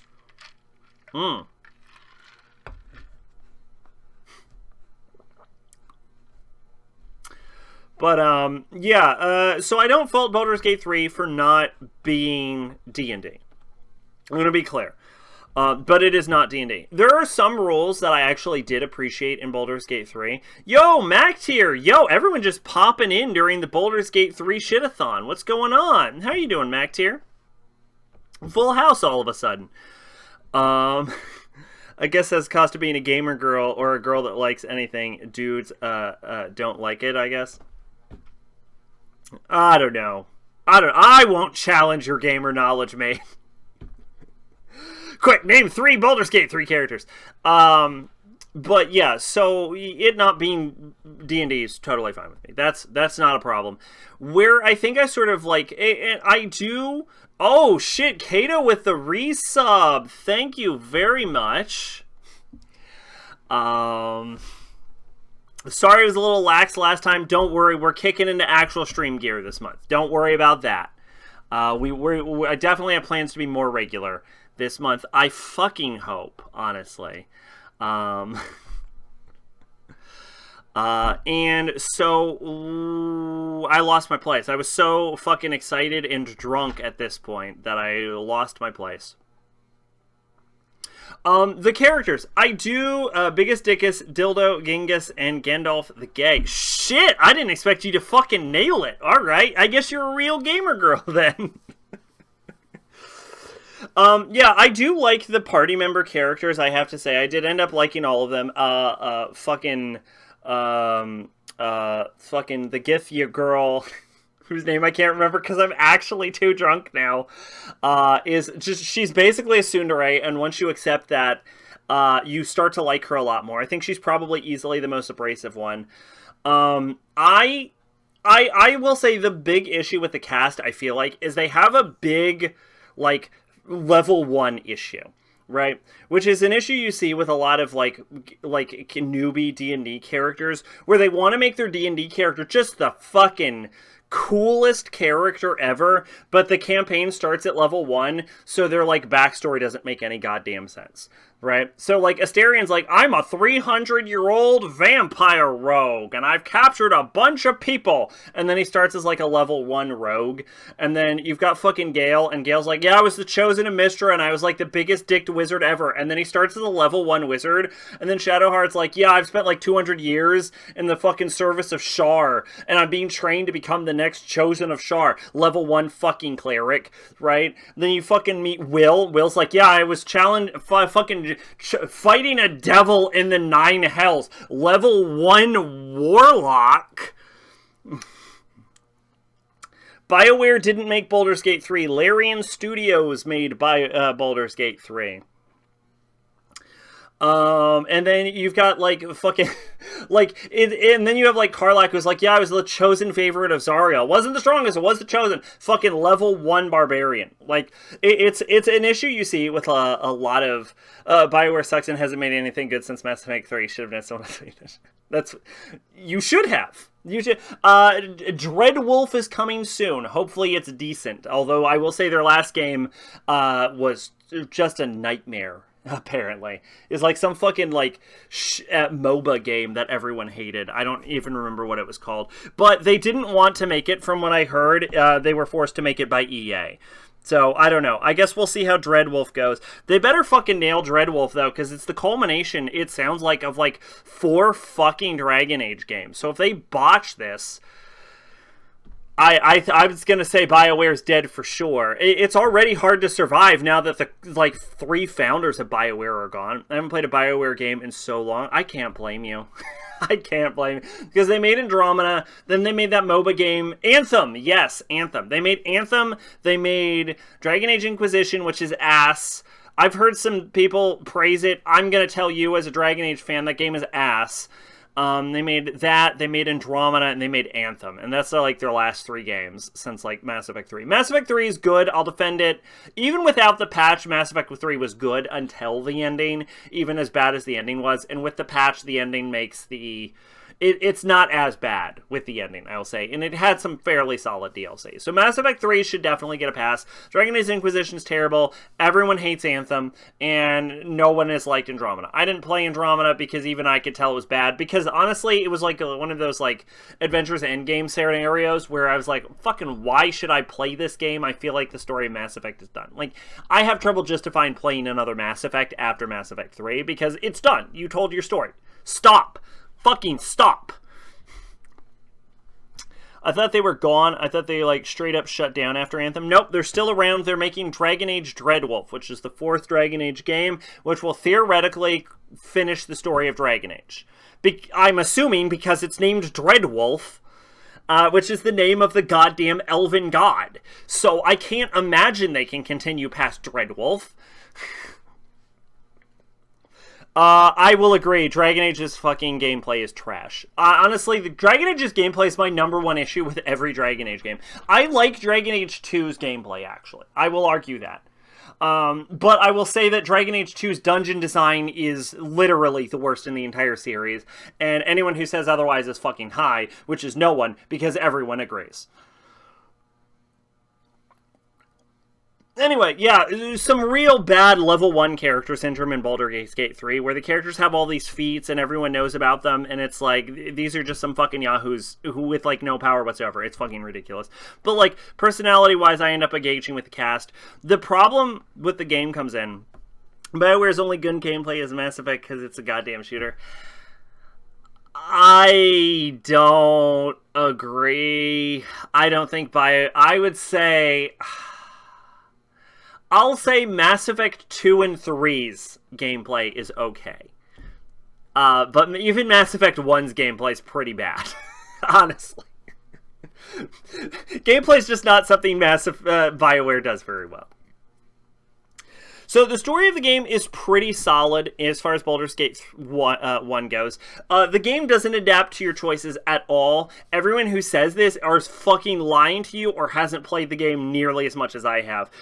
Because it's so incredibly transparent that adapts to your choices just means the same thing it does with like a fucking Telltale game, where it just pretends to, but it's really not fucking doing that.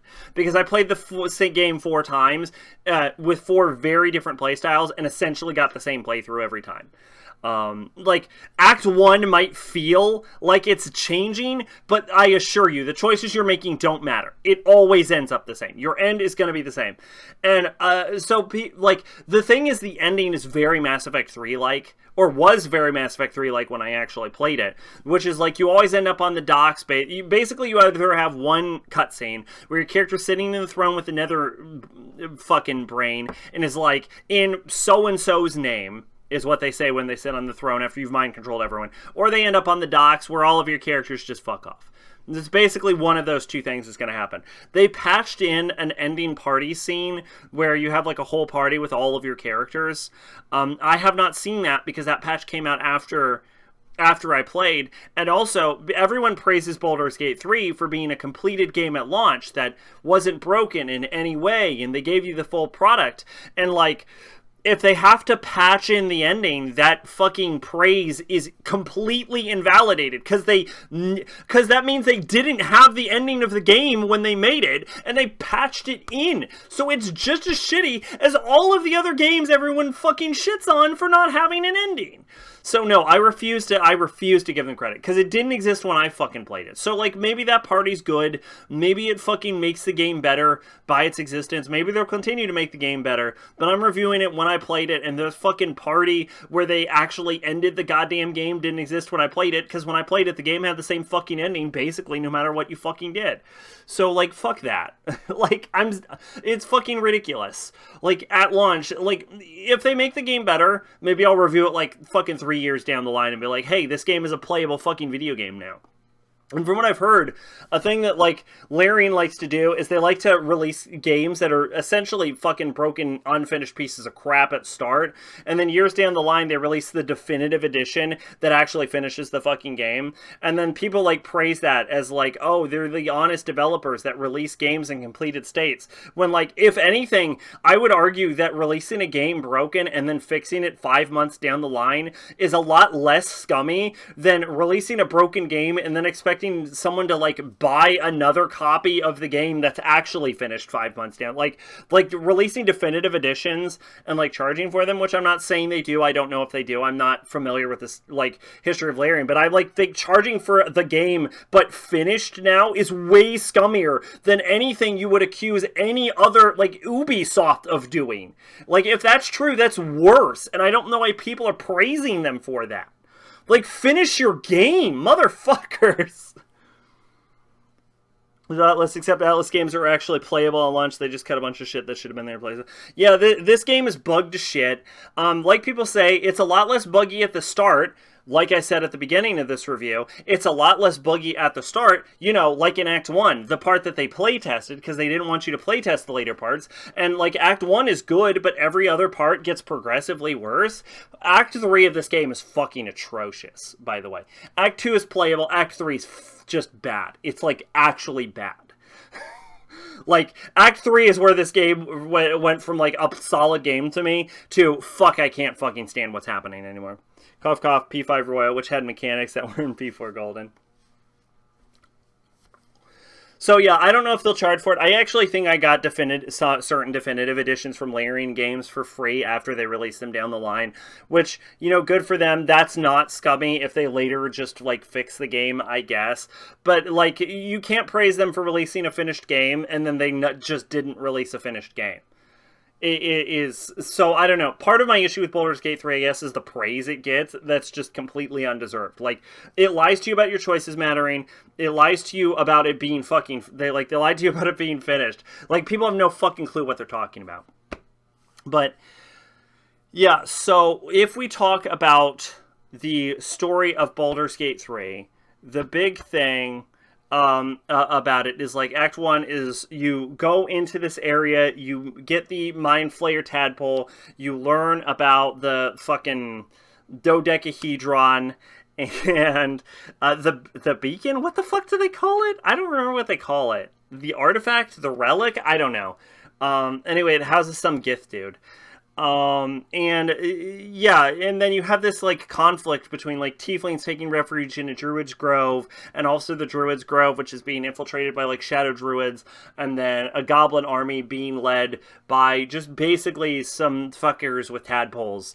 And, like, the whole Act 1 is pretty well condensed, and the big time, like, the big thing about it is they're leading into this conflict with this man that's controlling this whole situation named Ketheric. And then you get to Act 2, and you learn about the history of Ketheric, and you learn about characters related to Ketheric, and you get to the big old tower, and you learn about Ketheric, and then you find out that Ketheric's immortal, and then you deprive Ketheric of his immortality, you go to the tower, and you fucking kill him. That's Act 2. Doesn't that sound like the end of the game? Well, it fucking isn't. Surprise, surprise, motherfuckers. Act 3 of the game starts up. What happens in Act 3 of this game? Well, they introduce two fucking yahoos out of nowhere called fucking Gortash and Orin. Then you have to find out about their bullshit, and then you find out they're controlling a brain, and then they're not even the main, like, this, you spend the whole time fucking investigating and tracking down their bullshit, and then at the end, this fucking brain is the goddamn enemy. It's like the enemy comes out of nowhere and is so poorly established, so poorly characterized, and so poorly developed that it just doesn't fucking matter. Like, the game would be so much better if Ketheric was the actual final boss of the game. Like, the narrative is a fucking nightmare. Gortash is a halfway interesting character. I think that it's interesting that he has connections to Raphael. and that he was sold to Raphael in the past. And I think there's a sort of interesting parallel between him and Mole, but like the story does nothing with this. Like it's literally me drawing these comparisons and conclusions right now because the game itself doesn't give you anything associated with it. Like it doesn't fucking matter. Whether you side with him, whether you don't side with him, none of this is fucking relevant. And then Auron is just the fucking worst. Like she has an attachment if you're a Dark Urge character, but like literally who fucking cares? Because your attachment is like she's your rival and she killed you. So like, and you don't find that out until the last segment, and she doesn't appear to the last arc anyway. So it doesn't matter. She doesn't matter. The whole last half of the game is fucking pointless, stupid bullshit that the creators pulled directly out of their ass. Like Act 3 is it is genuinely bad enough to ruin the experience of the game. Like Act 3 is actual ass. Fucking Jesus Christ. And like, listen, literally go look up a video about Auron's dialogue. It is absolute dog shit. It was like a fucking teenager that's just learning to write and is like, I'm kind of interested in writing, wanted to make an edgy serial killer character, and they just botched it. Like, this isn't one of those prodigy writing genius teenagers. This is your typical edgy teenager that tried to write this dialogue. Her dialogue is fucking atrocious. She's like, oh, I'm a dancing your squishy blood organs. Oh, I love your viscera. It's like fucking terror. Like, I don't say this like ever. It is fucking cringy. It is terrible. It is fucking awful. Act 3 of this game sucks.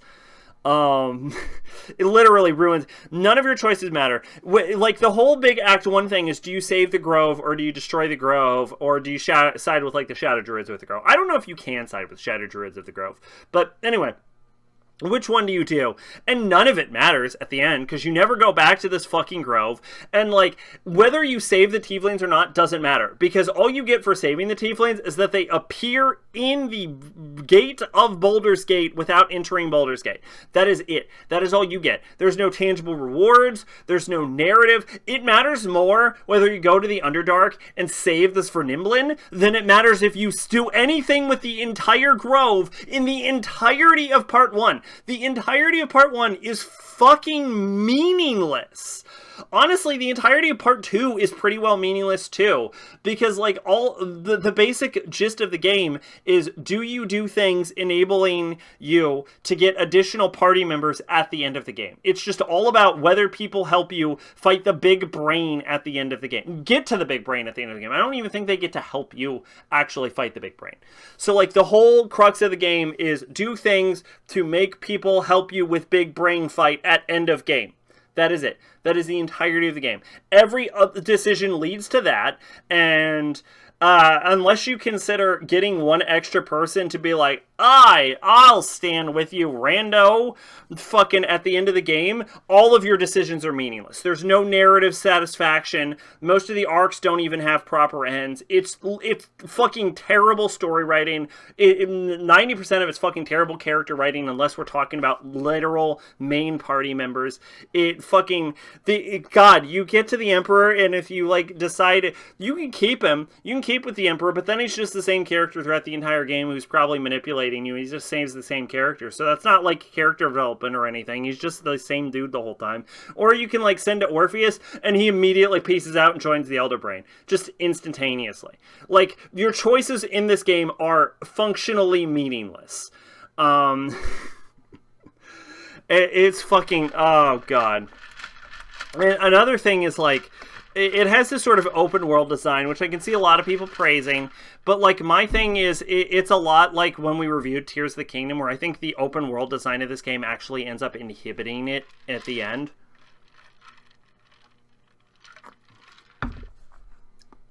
Because if you take an alternative route throughout the game, you end up skipping portions of the game, which some people are thinking, like, oh, that's cool or not.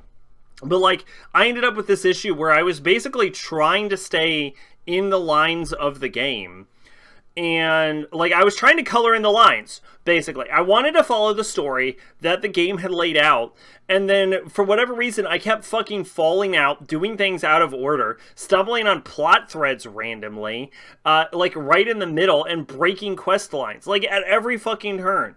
Like, the game is designed in such a way that, like, the active exploration actively skips to later parts of quest lines, which makes me feel like someone who's trying to experience the story and get immersed in it, or, like, I'll be like, oh, I know I have to talk to this bartender. I'm just making up a scenario. This doesn't exist in the game. But I know I have to talk to this bartender inside this building. So I'm going to go around back. I want to check out what's in their basement. And then you go to the basement and you find like 36 children.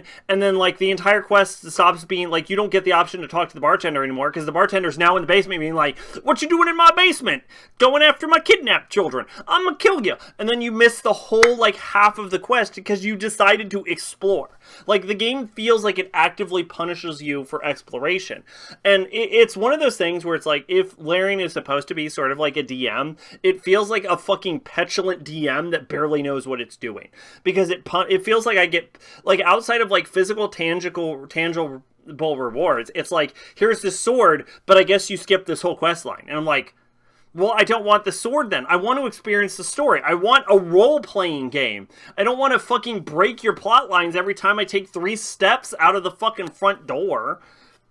Right? And then it's like, the biggest issue I had was like with fucking Gortash, because I played the game like 4 fucking times, and there's apparently like 2 dungeons in this game I've never played, which is some like deep sea prison and the fucking place where they build the Steel Watchers. And all 4 playthroughs, the one where I was a good guy, I didn't want to ally with Gortash, so I ended up in a fight with him. The fucking second playthrough, I was in the Dark Urge, and I had the urge to attack him, so I fucking attacked him. And the third playthrough, I wanted to get through it as quick as possible, so I ended up fucking fighting him.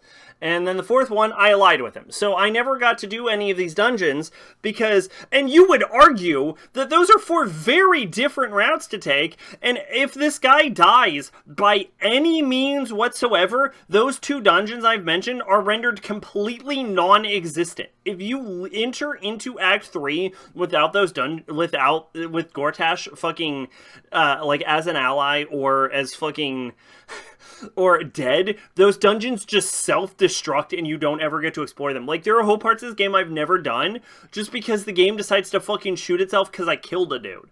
Because I guess it's too hard to write a cutscene where a guy doesn't appear than it is to let the player explore this area. Like, I'm getting deprived of content specifically for, like, choices and explorations I've made relevant to the characters. Like, I get punished for role-playing and exploring. And that's just, like, the biggest example because it's the one that drove me, like, most insane, but that is a persistent issue throughout the game. Like, I feel punished for playing it, and that's not even to mention that, like, exploration and discovering quest lines is a major part of parts 1 and 2. It's a lot more obnoxious in part 2 for the record, but part 2 is also probably the smallest part of the game. And then you get to part 3, and you just end up in the city with a bunch of fucking houses. And, like, I guess you could argue that it's like, oh, it's basically a huge combat map.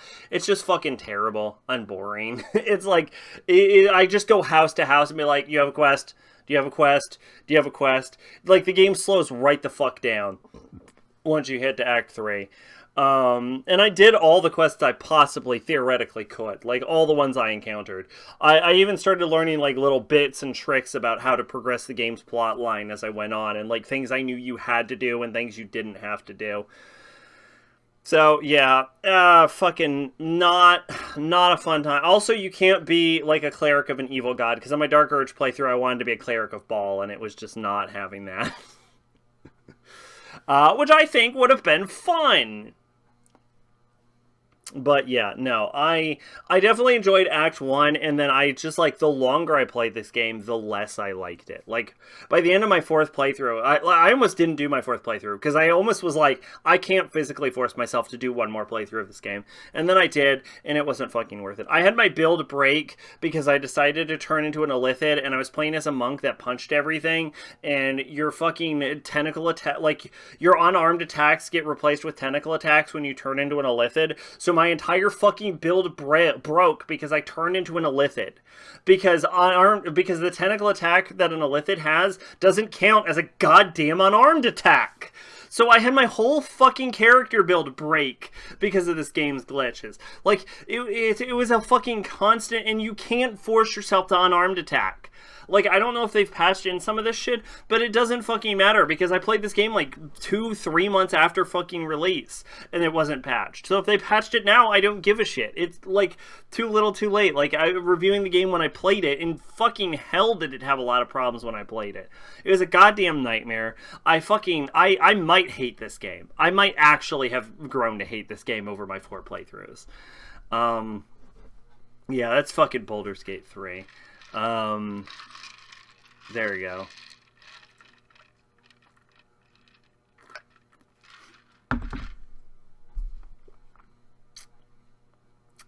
Alright, what else did I play? Okay, I played Cyberpunk 2077, Phantom Liberty. So, couple things I want to say. I've already reviewed Cyberpunk 2077. We're going to gloss over it. Has the game improved? Kind of, yes, vaguely. It's implemented this sort of cyberware limitation since when I originally played the game, so you can't have all of the cyberware in the world. But I cheated and I gave myself all the cyberware in the world anyway, so who fucking cares? We all know me.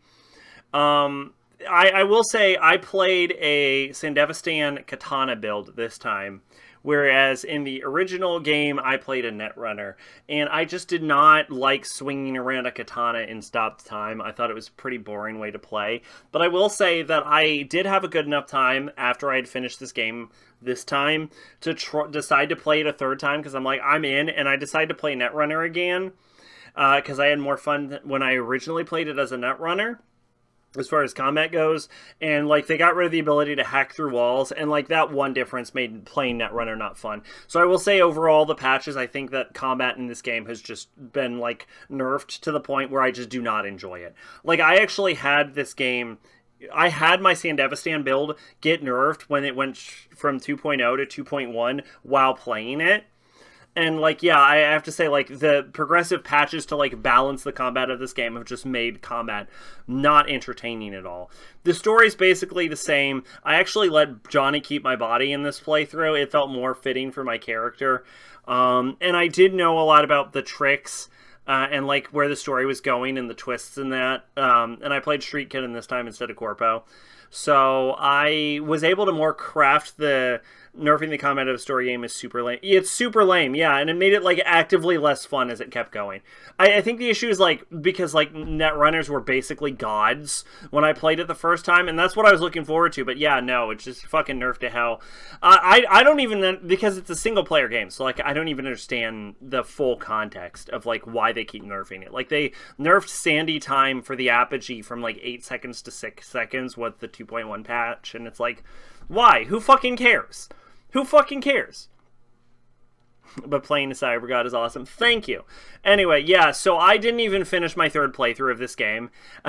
Like, I finished the second playthrough that I'm currently talking about right now, and then went into the third playthrough and was like, oh, I can't hack through walls. I don't care then. I don't care if I can't hack through walls anymore. Fuck this bullshit. And then I just stopped. So, and the game's uninstalled at this point. But yeah, the story of the game is basically the same. I was able to craft it to create a bit of a story, and I did know that it was shorter this time around. I did 100% this game. I basically 100%ed Baldur's Gate 3, by the way, for the record. I forgot to say my signature line of I 100% of this game. I did 100% this game, more than I did the first time. I technically didn't do it the first time because I missed two missions, as it turns out. But I waited a full fucking week because this game still requires you to wait in-game time for characters to message you, which I think is a terrible mechanic. I think if you finish a quest, you should just be given the next quest. I think forcing the player to wait in-game time for, like, shit to pop up is fucking stupid and, like, invites people to miss playing, like, certain missions in playtime. But I did this time, so now I have for sure 100% of the game. And so yeah, the story is basically the same. I just did things slightly different. I still stuck with Don't Fear the Reaper as my ending because it's just the best, funnest ending to me, if I'm being honest to you. I just love the idea that where your character just strolls through the front door and just kills everyone until they win. Like, to me, that's the ending. I did get to play Buffed Up Atom Smasher. Unfortunately, I know more about the game now, so Buffed Up Atom Smasher got smashed because now he is the only enemy in the entire game that survived an entire Sandevistan run for me. Like, I activated my Sandevistan, attacked him, and he's the only enemy in the game to have survived the entire 6 seconds of me hitting him, but it didn't matter, because I just activated the Sandy a second time, because my fucking quantum tuner that I got from fucking Songbird kicked in, recharged my Sandy, and then he just could not keep up with me. I recently just started another Red Dead Redemption 2 playthrough. Have not played that game, but have heard literally nothing but good things about it other than the online service getting canceled recently. Now, I did play on the easiest difficulty, so I'm not talking about the Atom Smasher. I'm just saying that part of me was a little disappointed I didn't get to see all the cool buffs. I think he did activate his Sandy at one point, but it didn't matter because I guess on easy, my Apogee is so much better than whatever the fuck he's running. Which it probably shouldn't be, but I'm not here to talk about balancing issues on a game I was playing on the easiest possible difficulty while also cheating all my stats for. It is my 4th time doing a playthrough. See, there you go. That's a pretty strong commendation. What we will talk about is Phantom Liberty.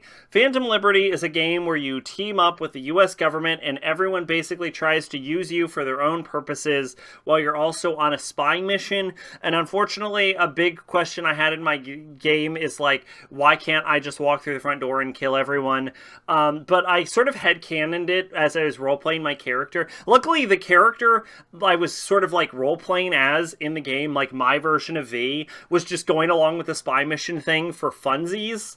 But I would have to say if I was like less into the role-playing aspect as far as like my character goes, a major question would be, well, why can't I just walk through the front door? I'm a god.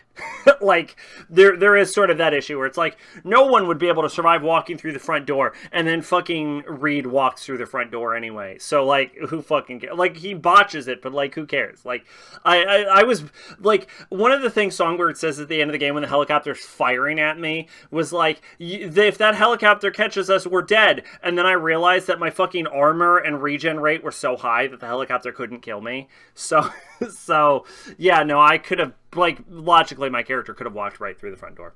But anyway. Yeah, there's a bit of a plot twist where it's like, oh, Songbird's using you the entire time. If you didn't think Songbird was using you the whole time, you were an idiot. Dogtown's an interesting region. There's a lot of minor, basically useless boosts in the area. Like, you can get, like, this will give you, like, 2 extra hit points, and it's like, fucking care. My gun does like 5,000 damage. Like, who cares? 2 extra hit points. But it's sort of fun.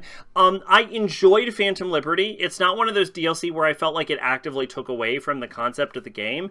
I did enjoy it. I think it's an interesting addition to the game. It is a solid chunk of content. It adds a bunch of repeating bonus missions. And there's like 4 different endings, including a brand new ending to the game. Like, Phantom Liberty is a solid piece of DLC, and if we're reviewing the game outside of just like what have they changed, I would definitely recommend Phantom Liberty. I do think it is a genuinely good addition. You get a cool spy car, you get a little bit more with El Capitan, if maybe that's related to like the fucking patches or whatever, I don't really know. I did some of the Edge Runner stuff that got added in after the Edge Runner anime added in. Honestly, it was a good time. It was a fun playthrough. It was fun enough that I wanted to jump into a 3rd playthrough immediately after a 2nd playthrough, despite having done everything, just because I wasn't satisfied, only to be dissatisfied with the inability to hack through walls. So, yeah. Phantom Liberty and Cyberpunk 2077, I have to say, in its current state, is a very good, playable game. It is probably better now than when I played at launch. Like, outside of like the bugs and shit, I would say this is a better, more enjoyable experience than when I played at launch, although I did enjoy it for the most part when I played at launch anyway. So I don't know how much that's saying, but a lot of new side quests and stuff got added in with like Dogtown and stuff in the new area. So Yeah, good time. And they went all out with Mr. Hand's gigs, because he's like instead of just doing like one mission for him, he's like a whole ass character now. And yeah, they went all out with him. His missions are involved, but they're almost too involved, because you can always assume that in the midpoint of the quest, you're going to have like a fucking plot twist, and it happens like goddamn clockwork. Like, you get to the midpoint and then plot twist every single time. It's a little predictable in that point. I will say that Mr. Hands makes a Wizard of Oz reference where he refers to this car he is giving you as Dorothy's silver shoes. And as a Wizard of Oz fan, I appreciate the reference to the Frank Elbaum book rather than the reference to the original 1940s Judy Garland movie. So shout out to Mr. Hands for having actually read the book. But yeah, Cyberpunk 2077, including Phantom Liberty, pretty solid. I am tipsy. To answer the amount of alcohol that's in this, it is enough to make me tipsy, because I did say this is definitely less or more than the alcohol I normally drink.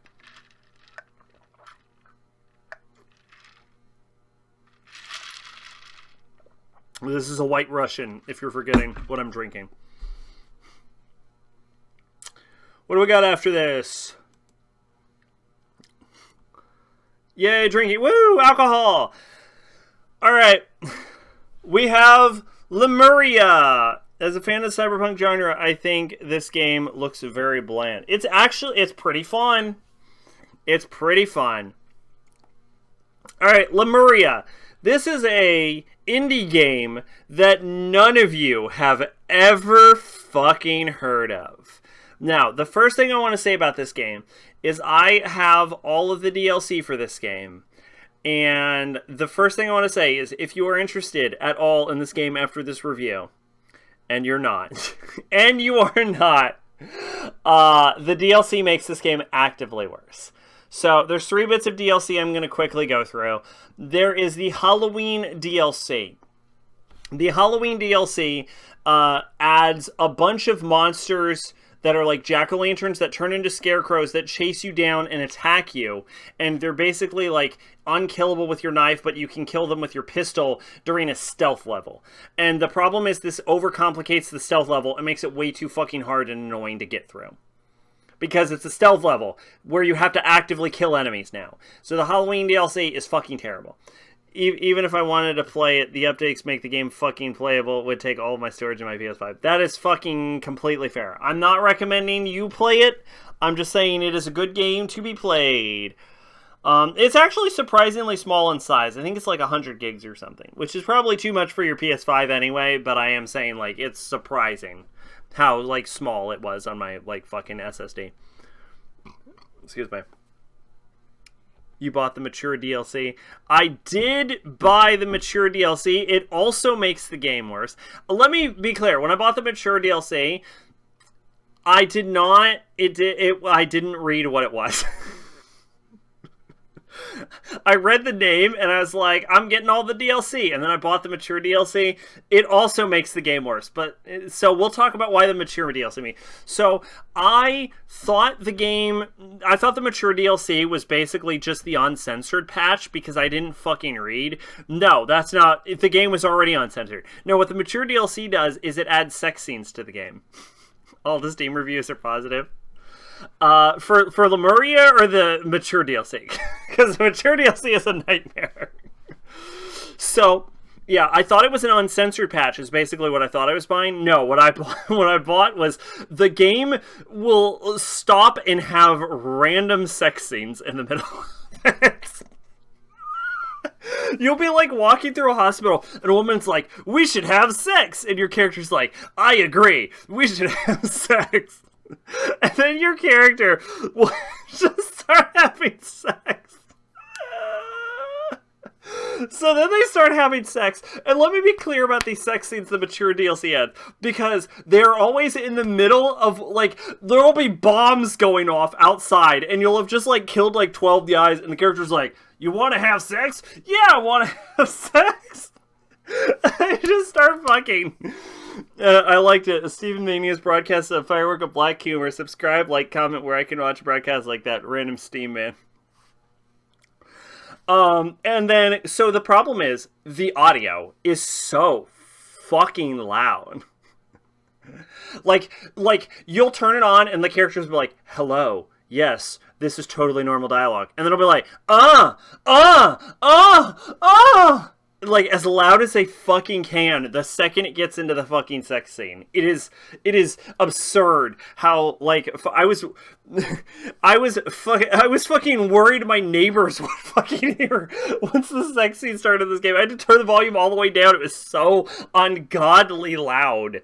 And the other thing is, like, the animations stick, and it is like a solid 1 minute per sex animation, and then the characters will say one line, and then it'll be another minute per sex animation. You cannot skip these animations. You may or may not be able to skip these sex scenes, which means, like, once you get stuck in a sex scene, which happens just randomly in the middle of a level, you are fucking there a guaranteed 5 fucking minutes listening to the characters moan as you're just sitting there like, can this stop? Please, can this stop? Make this stop, please. It is English patched, but only the Saturn version is patched, and the Saturn version emulation is so bad. The top result on Google is a guide for how to even get the game to work. So look, you can't blame me for wanting to just watch the damn anime. Fair enough. I don't know how this game was paid for, but we will get to that. The final piece of DLC is the Fantasy DLC, where after discussing what they're going to do in the sequel to this game, because it has been confirmed there will be a sequel to this game, the characters are then like, we need to interrogate the prisoner, and then they sit down and they put on VR headsets. They put on VR headsets, and you get thrown into a fantasy world where you have to fight a necromancer with this fucking, like, Muslim misogynist.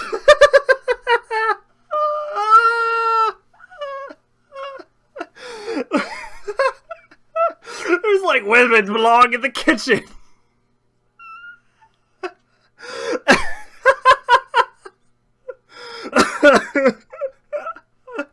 Holy shit. It's like, you can summon a dark elf and a monkey king and a gorilla man. Watch out for the dragon. You gotta beat the necromancer. And you're just playing a fucking VR game in order to interrogate this prisoner this entire time. The biggest part about the fantasy thing is it wouldn't be that bad, but your running speed is, like, weirdly slow for how large the map is. Enemies come out of nowhere. There's limited uses on your spellcasts, which is obnoxious. It didn't involve sleeping, it didn't involve completing story missions, and it didn't involve going into the water area or saving. So I don't know how spellcasts are refreshed. Like, I literally do not understand how the mechanics work on this. So I'm going to get Tsukihime on Switch, and I'm very pleased the sex scenes are removed, and goddamn Fate Stay Night sex scenes are terrible. I will say that most modern versions of Fate Stay Night also remove the sex scenes for you, Made. If you are so against Fate Stay Night sex scenes, most modern versions have removed those also. The big reason why those games have sex scenes in the first place was because at the time Type Moon required the games to have sex scenes in order to publish in the first place. Like, it was a publisher issue, which is why most modern Type Moon games, especially like Nasuverse games, just don't fucking have that. They were bad. You weren't there, sick. You didn't see them. You are correct. I have not. Anyway, yeah. The biggest issue is, like, the casting time for fucking spells in the fantasy DLC. It's not fun. It's just obnoxious, and it comes out of nowhere, and it really has no place in it. Now,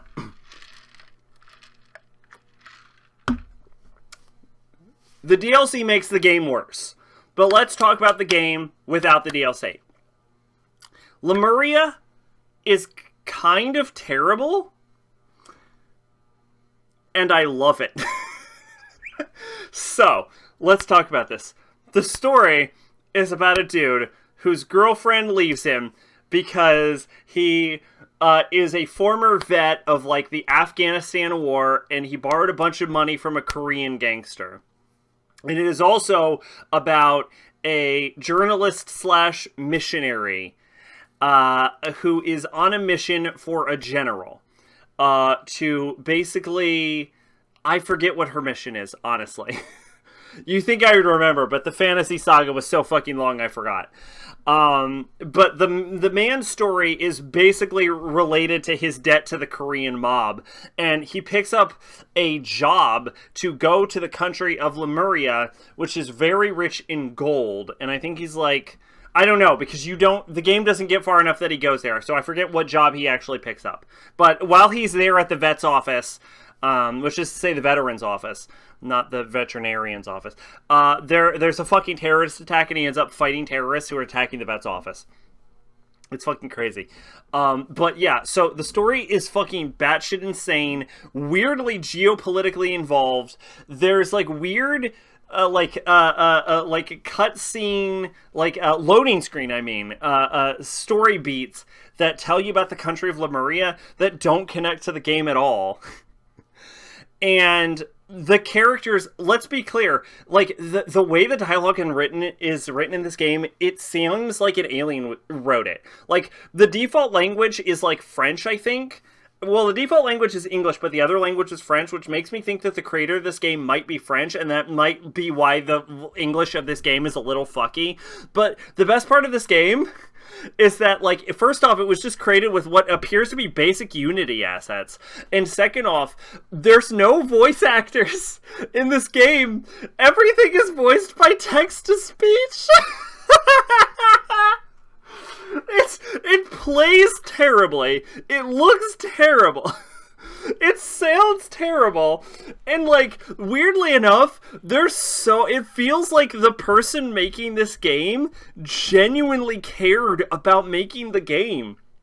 And as insane as it sounds, despite everything about this game being on paper terrible, there's a certain rustic charm to it. Right? Like, Lemuria is like, you drive, like, out of the big city, and you go to a fucking ma and pop pawn shop, and you find a fucking snow globe that reminds you of your kid that died last year, and then you buy the snow globe. Like, that's what Lemuria is. It's a snow globe that reminds you of your dead kid that you bought at a ma and pop pawn shop in fucking Whoville, like, in a small town. Like, it's like so fucking jank and broken and stupid and so goddamn charming that I couldn't come away with anything other than love and appreciation for the sheer passion and effort the person put into it. And, like, the craziest thing is, Steam tells you when there are news updates, and, like, as sort of, like, glitchy and buggy as the sort of game is, the creator is still actively working on and patching this game. Like, there is genuine effort and attention put into this. And, like, fuck, dude. I mean, how can you hate on that? So, like, Lemuria is A-okay in my book. That it's a solid thumbs up, honestly. Like, it's straight up, honestly, straight up. If the creator was like, Lemuria 2 drops tomorrow, I would pay real human money for this game. I would buy the sequel. I will buy the sequel. If the sequel comes out like it's promising, the game ends on a cliffhanger, by the way.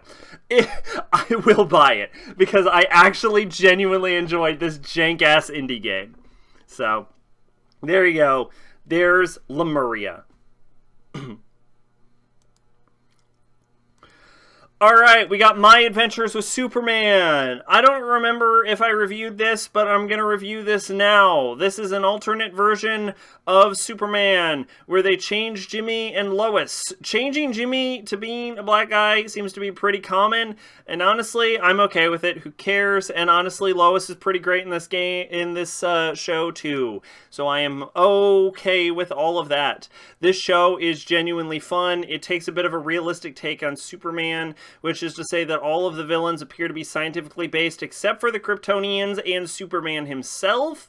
And what I really probably most appreciate about this adaptation of Superman is that Superman is just TikTok was in love with Lois. Yeah, apparently they remind her a lot of Luz from the Owl House, which is a cartoon I want to and would like. I want to watch, and I've always wanted to watch since like season 2 or something like that. I think there's like 3 or 4 seasons. I think there's 3 3 seasons.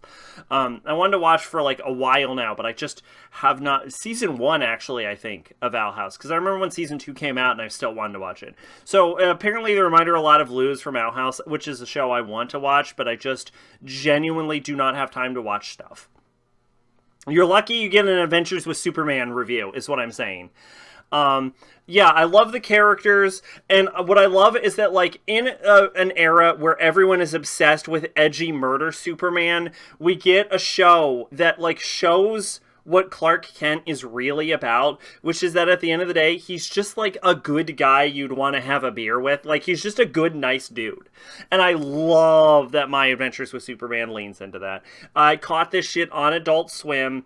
This is just a solid show. It's an interesting take on the Superman mythos, and I like that it also sort of like throws shade at all of the evil Superman we've been getting lately, where it's like not every Superman's a good guy, and it's like, yeah, you know what, not every Superman is a good guy. We also get Mr. Mxyzptlk in this, so I guess he doesn't count as a science villain, but a lot of like more classic Superman villains appear to be more scientifically based, like Livewire, for example, is like technologically based or something. I'm not sure where they're going with that, but this is this was a really good show, and I'm glad to get a more classical take on Superman, even if we get a less classical take on most of Superman's sidecast. So yeah, just a really solid, good all-around watch.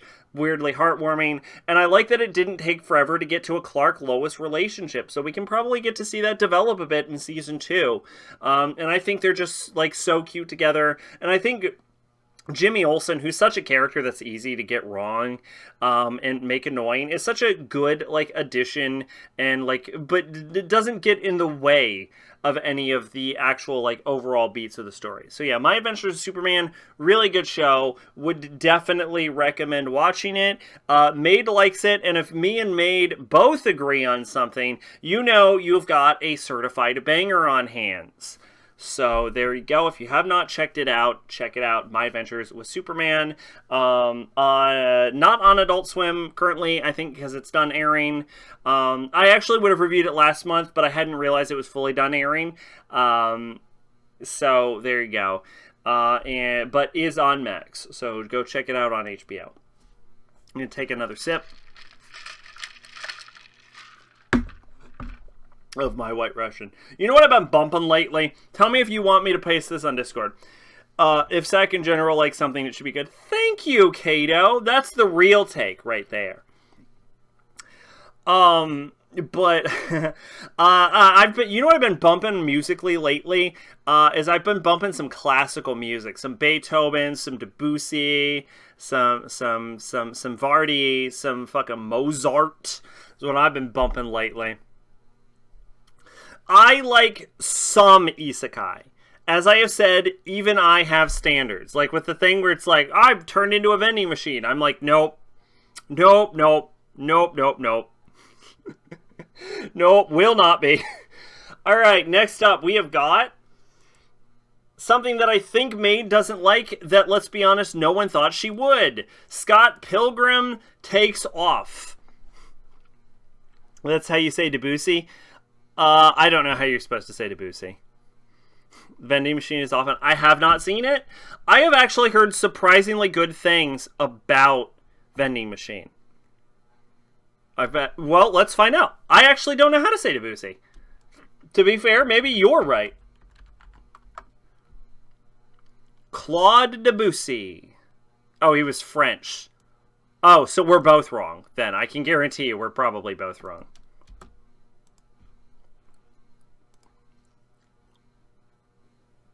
Bonjour, this is Julian the Frenchman who makes French pronunciation videos here on YouTube, and we are looking at how to pronounce the name of famous classic French composer of classical music, of course. We are looking at how to pronounce with a typical French pronunciation Claude, his first name, Debussy. Debussy! Debussy. Claude Debussy! I was right! Okay, never mind, I was pronouncing it right. Claude Debussy. Alright, good for me then. Anyway, yeah, so I watched Scott Pilgrim Takes Off. So, Netflix basically... Debussy. What I will say is that Netflix kind of fucked up on the advertising on this. Apparently the creator never wanted this to be a one-to-one translation of the comic, which is what I thought it was. This show is like fan fiction. The show, it does have a bit of a fan fiction vibe to it. I totally get that. I'm not surprised you hate this. But not particularly good fan fiction either. But like, yeah, very quickly Scott dies, basically, like, he seemingly dies at the end of episode 1, because, like, David Patel beats him, and then it goes completely off rails.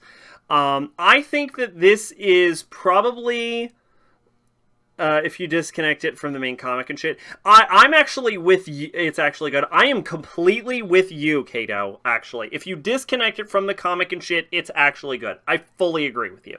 I agree with that sentiment. Matthew Patel. I haven't read the comic in a while. It's probably been 2 months since I've watched this show either. Anyway, I do own the comic, though, by the way. So my order is I watched the movie, then I bought the comic because I watched the movie, and then I watched the show. So, I guess they went the Resident Evil route. I'm not sure what you mean by the Resident Evil route. I read it after watching this because I was not pleased. I already hate Scott, so this was a win. So what I will say is that, like, this is probably my least favorite piece of Scott Pilgrim media. I would probably say, of the 3, I haven't played the game. I know there's a game. I'd say my favorite piece of Scott Pilgrim media is the comics. Wow. Followed by movie, then the show. But I still think this was pretty good. If you take this as a sort of, like, companion piece, like, so what this basically is, let's be real here, and I have heard it called this is Scott Pilgrim Rebuild. Is exactly what, this is 100% Scott Pilgrim Rebuild. The thing about Scott and Ramona is they're both really shitty people for a good portion of the book. Yeah, but the show acknowledges that, which is what I appreciate. Like, the thing about the movie is that the movie only acknowledges that Scott is kind of the worst, whereas, like, in the original comic, they're both awful. Like, they deserve each other. They're fucking crash people. And I like that the show is not afraid to point out that, yeah, Ramona also sucks. And I appreciate that the show is a bit, like, majorly about Ramona confronting the fact that she sucks and reconciling with it. It takes this sort of, like, character journey about Scott going through Ramona and working through his own problems to being about Ramona confronting her own past mistakes and working through her problems. And I honestly, it almost makes me think that, like, the comic was a bit flawed in that regard, that we should have seen more of Ramona coming to terms with her own shittiness and her own exes, rather than just viewing it through the lens of Scott. I'm not saying that we don't, like, that the comics were completely mistaken. Obviously, Scott needs to grow and develop as a person because they're both fucking awful, honestly. Like, that, like, you come away with the comic knowing they're both fucking terrible. But, like, it does feel like the comic almost misses Ramona's character arc in that regard, and it's something that the show gets and deserves, you know? The Resident Evil movies are different from the games because Capcom didn't want them to be a replacement for playing the games. I'm not a particularly good person either, which is why I can stomach it.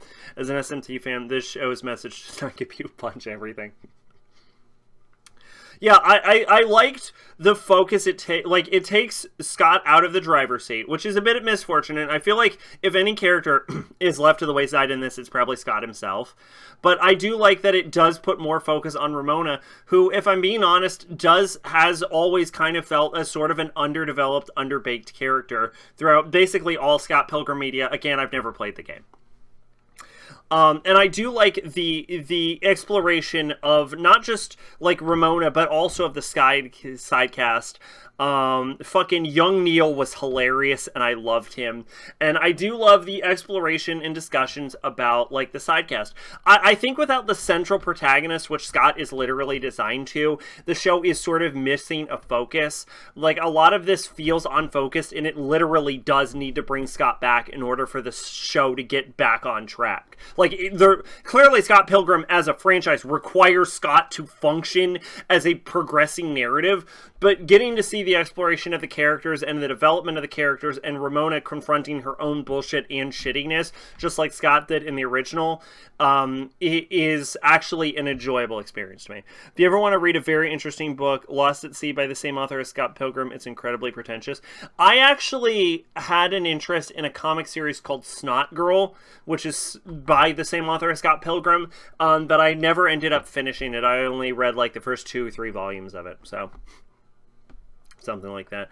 So I really want to get back into Snot Girl at some point also. But yeah, I think it works in the same context as an Evangelion rebuild, which is to say, I don't know if it necessarily stands fully on its own, but I also don't think it's meant to stand on its own. I think it works as a sort of pseudo-sequel addendum to Scott Pilgrim as a whole. Like, I think it works almost exclusively based on the idea of you having already enjoyed Scott Pilgrim.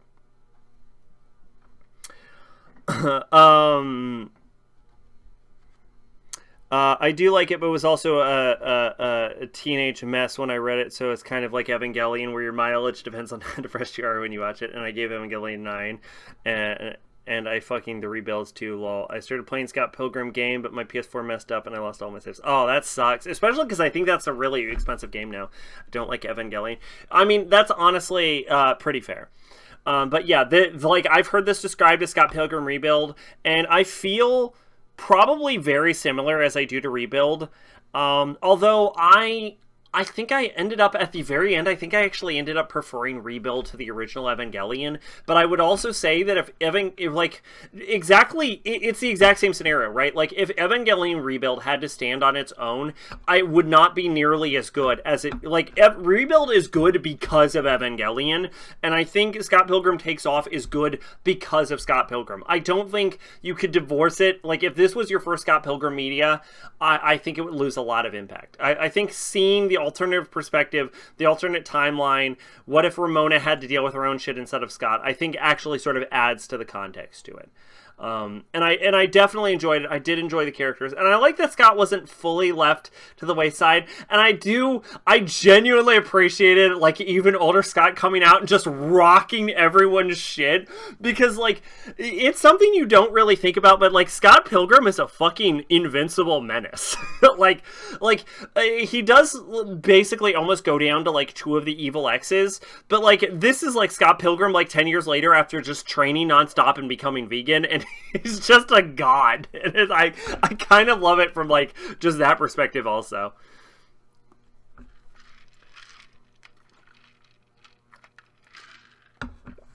Oh, I hadn't realized it. Scott's the best fighter in all of Ontario. Yeah, he is. Yeah. I would say, like, correct me if I'm wrong, I think only 2 of Ramona's exes were actually better than him.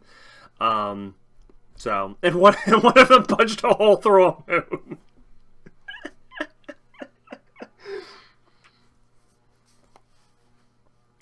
If I'd never read the comics and watched the movie, I probably would have disliked the show, as stated in Volume 1. Yeah.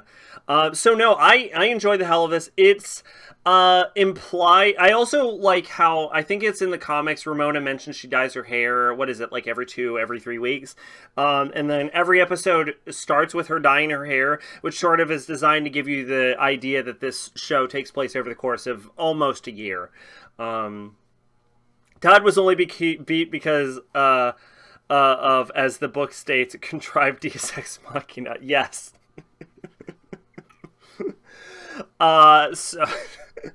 So imagine Scott, who's already a fucking nightmare, also a vegan for like 10 years, but also a way better vegan. So yeah, I think it's kind of interesting. I genuinely enjoyed it. I love the exploration of the characters. Like I said, if any characters left to the wayside, because part of you has to divorce this from the comics, and because mentally, and Lucas Lee and Todd were the ones I was thinking of. The book also takes place over here. Oh, I did not remember that. But yeah, because you mentally have to divorce yourself from the original, I think if any character falls to the wayside, it's probably Scott over the course of this. So there's a bit of an implication that they might make a season 2, which I'm all for. And if they do make a season 2, what I really hope they do is explore the relationship between Scott and Ramona and give Scott his actual time to shine now that he doesn't have to fight the evil exes. Because if anyone needs time to shine in this series other than Ramona, which this seems to be basically the Ramona story, it is Scott. Because, like, you know Scott if you've seen the movie and if you've read the comics, but, like, as if you create this as its own individual show, he needs attention. Like, he basically exists for like 2.5 episodes. So you don't have to. I certainly didn't. That's fair. So yeah, I'm willing to go on. Definitely give this a thumbs up. Definitely enjoyed it. Also really like the art style. Just a good time all around. All right. If you want to see Scott and Ramona after Scott Pilgrim reads Seconds by the same author, they're in the background for like once. Well, that's not enough Scott and Ramona. I want to see the characters get explored. I want to see a Scott Pilgrim sequel. Which is just them. If one thing that they definitely didn't cover in the movies, which, correct me if I'm wrong, Made, because you've definitely read Scott Pilgrim more than I have, is in the movies, Ramona goes back to Gideon because, like, she's convinced, like, Scott can't win or some shit like that. But the reason she disappears in the comics, correct me if I'm wrong, is because she was like, oh, I was like binge watching Netflix, or I was binge watching X-Files, wasn't it? Well, then I was binge watching X-Files, which is the moment where I'm like, wow, what a piece of shit. Yeah, I do like that they make her a Netflix delivery driver, though, in the Scott Pilgrim show, because what was it, like Blockbuster or something in the original or something, which doesn't fucking exist anymore. But yeah, if I remember, she was like, yeah, I was binge watching X-Files. Which solidifies Ramona as a fucking Garbo person. It was Amazon. It was Amazon delivery. Okay.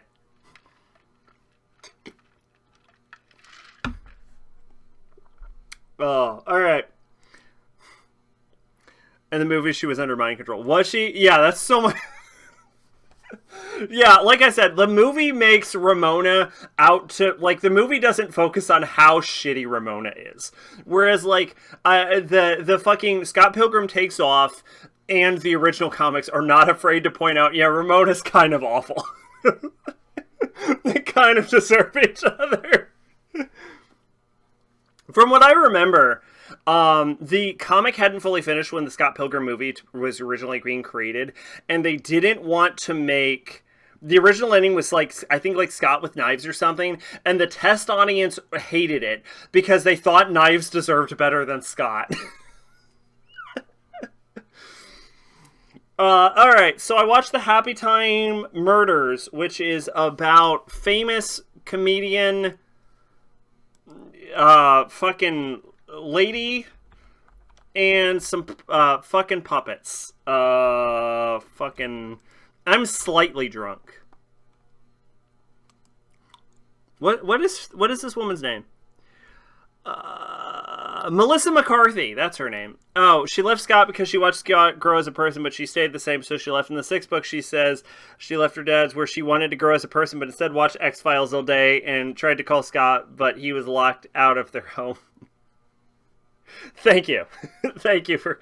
See, she's as terrible as... So yeah, like the show does not shy away. The show and the books don't shy away from her being terrible, whereas the movie definitely wanted to like the movie definitely portrays her more as like a sort of manic pixie dream girl, whereas in the shows and the books she's just clearly awful.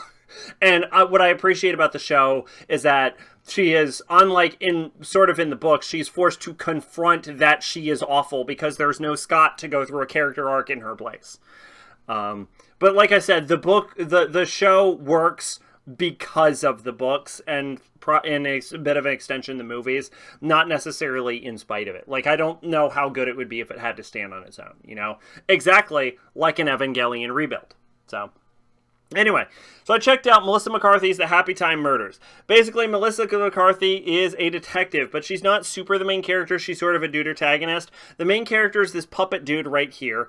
And basically, this puppet dude has a brother who's also a puppet who starred on a TV show called The Happytime, or whatever. I don't remember. I think it was called Happytime. With a bunch of other puppets, and the main actors of Happytime are all being killed. Also, Melissa McCarthy has a puppet liver in this. That's okay, Ramona. I wanted to do better this year. All I've done is watch Dirty Parent. You still have time, maid. The year just started. You remember that? Holy shit. So when Netflix recommended this movie to me, and I'm like, fuck it, I'll give this a check out. It's fine at best.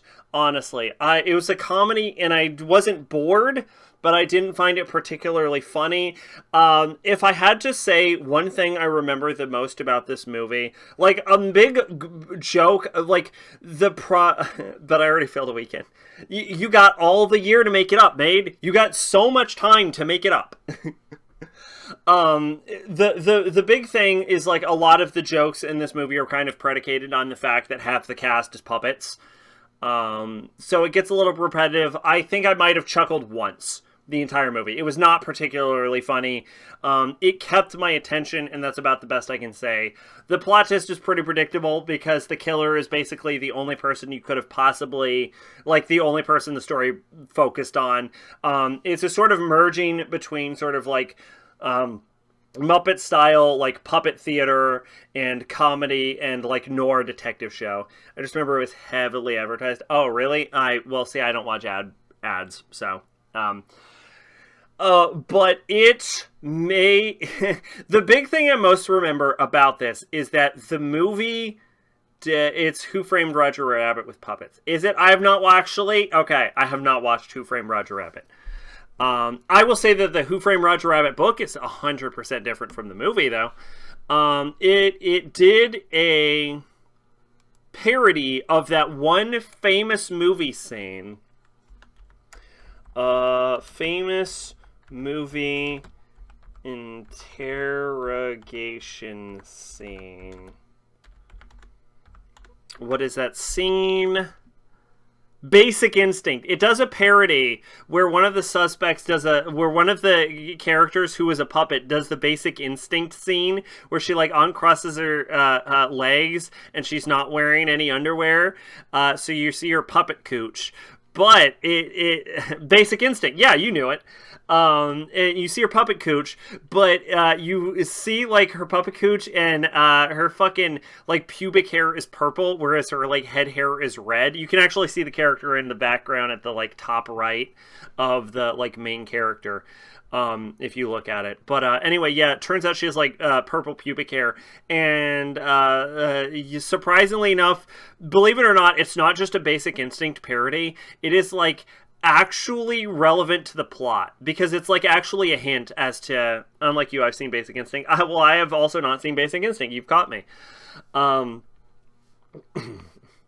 But yeah, it's actually plot relevant. I don't know if it was plot relevant in Basic Instinct or if it was just a scene to, like, titillate and distract you. But in Happytime Murder, it is actually a plot relevant scene where you see her fucking hairy puppet pussy.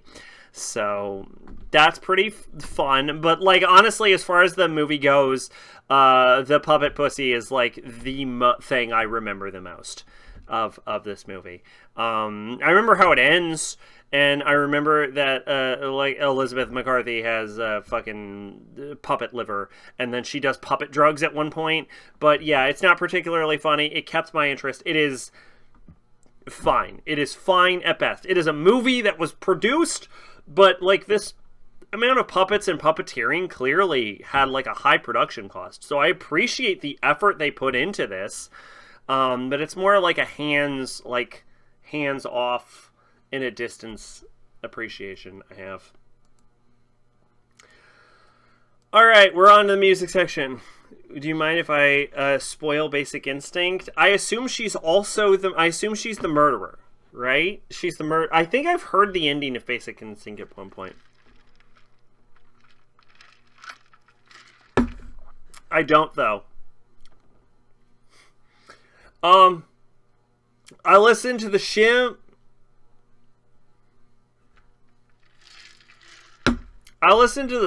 Shady EP. This is the EP that I think contains 4 songs that Eminem created after he created Infinite. The main character doesn't believe she's a killer and fucks her, and then she kills him with an ice pick. Ah! That is exactly what happens in Happytime Murder. It isn't. But of course she's the killer, obviously. Of course she was.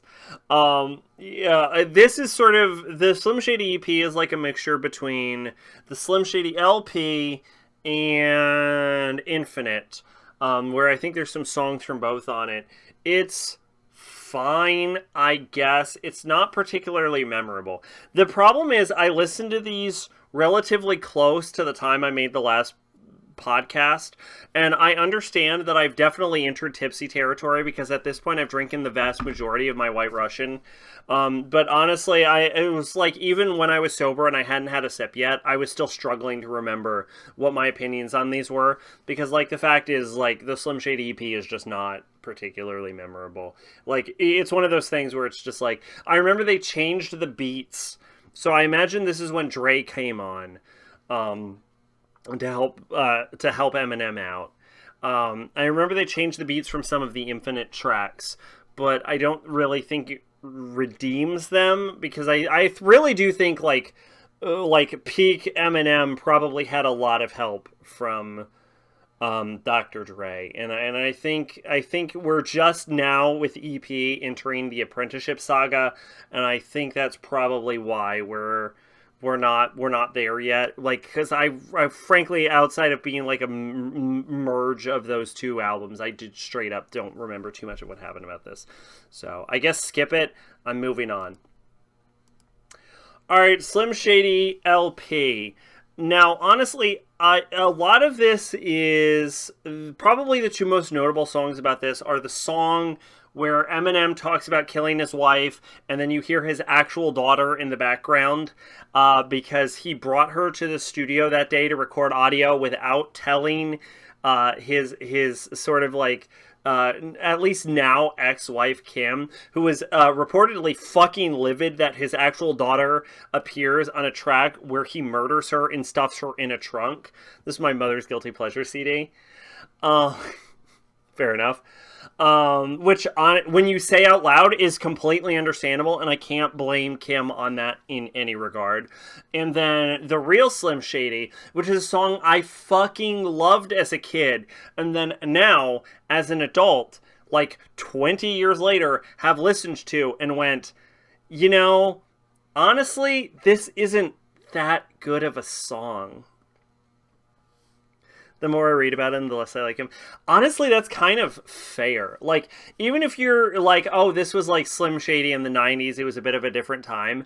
We also have to keep in mind that, like, on his like Kamikaze album, he fucking like used a slur against Tyler, the Creator. I remember that song, A Dude Had Demons to Work Out. Yeah, no, for sure. Yeah. Well, I think he was also like I think he was a drug addict at the time, is also part of it. Like, the thing that gets me that's, like, Eminem is still kind of shitty. Like, he was clearly, like, he had problems because he was just getting out of poverty when, like, Slim Shady LP, like, came out. But, like, the fact that, like, he hasn't really changed is kind of an issue with him. He's one of those ones where it's, like, you can respect the music, but, like, it's sort of almost hard to respect the guy himself. And like, the kamikaze thing is the big thing, because he called, like, Tyler, the Creator... God, I can't say it because Twitch will actually ban me. It's not a term that, like, enters my vocabulary, like, pretty much ever, unless I'm making fun of the British, honestly. But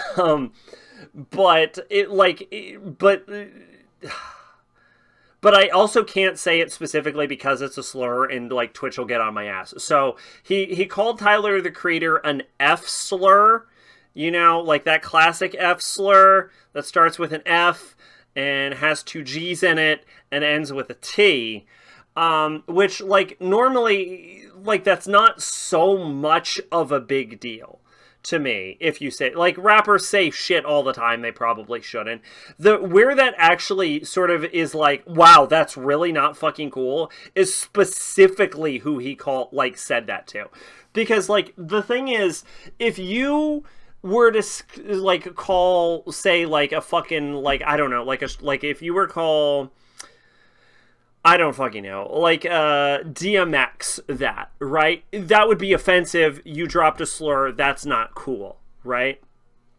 Yes, exactly. What people in the UK call cigarettes. You've nailed it.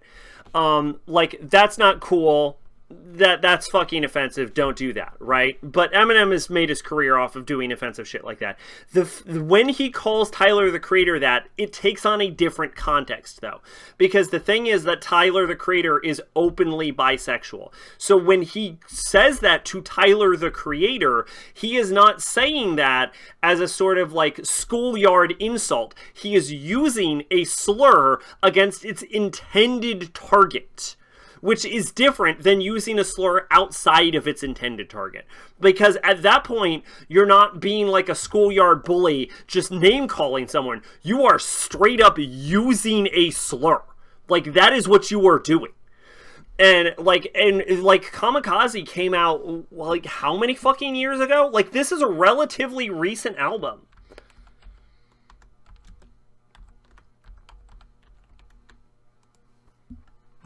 Kamikaze came out in 2018. Like, you should know better in 2018. Like, you can't be like, oh, it's the 90s, this was a different time. Like, no, that was over the fucking line at the time he said it. Like, when he said that, I was like, what the fuck, Em? That is not okay. Yeah, so, like, I'm not gonna lie. Like, I don't... It's one of those things. It's like, because I've always said, like, as far as, like, music goes, Kanye West is probably my favorite musician, but it's very much like Kanye West praising Hitler on the fucking Alex Jones podcast for me with that. It's like, I can respect the music. It's really hard to respect the person after that. Because, like, there's a difference between, like, schoolyard bully name-calling and straight up dropping slurs against their intended target. Like, that's fucking literally wrong. Like, oh god, that's just fucking gross. Like, that's over the line for me, is what I'm saying. So, yeah, I don't know. Eminem as a person is hard to defend, so I don't blame you on that at all.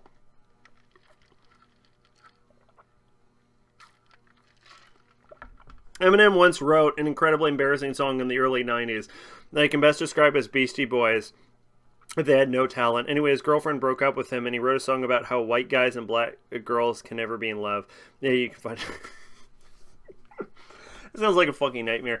Anyway, surprisingly enough, despite always saying I'm an Eminem fan, I'm getting the idea as I'm going through these Eminem albums, and I will continue to go through these Eminem albums, that I might feel sort of similar to Eminem as I did to Tupac, where I might really enjoy a lot of Eminem's singles, but I might not like his album work. I think Eminem may not be an album artist. So I'm willing to go in with an open mind, but I have to say I was not impressed by the Slim Shady LP. Now, granted, this is his first like album under his apprenticeship with Dr. Dre. Wasn't that the same year he made songs promote Venom and Battlefield? Let's actually find out. Let's find out. Venom, Venom, Venom, Venom, Venom, Venom. 2018. You are correct, at least with the Venom. I don't know what the Battlefield song was called, unfortunately. But you are at least correct about that.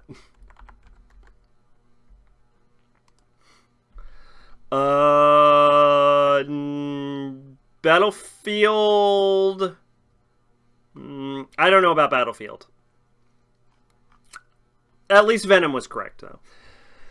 But yeah, no, so yeah, I didn't really like this. And like, will the real Slim Shady please stand up? I feel like just doesn't hold up as a song. I really liked it as a kid.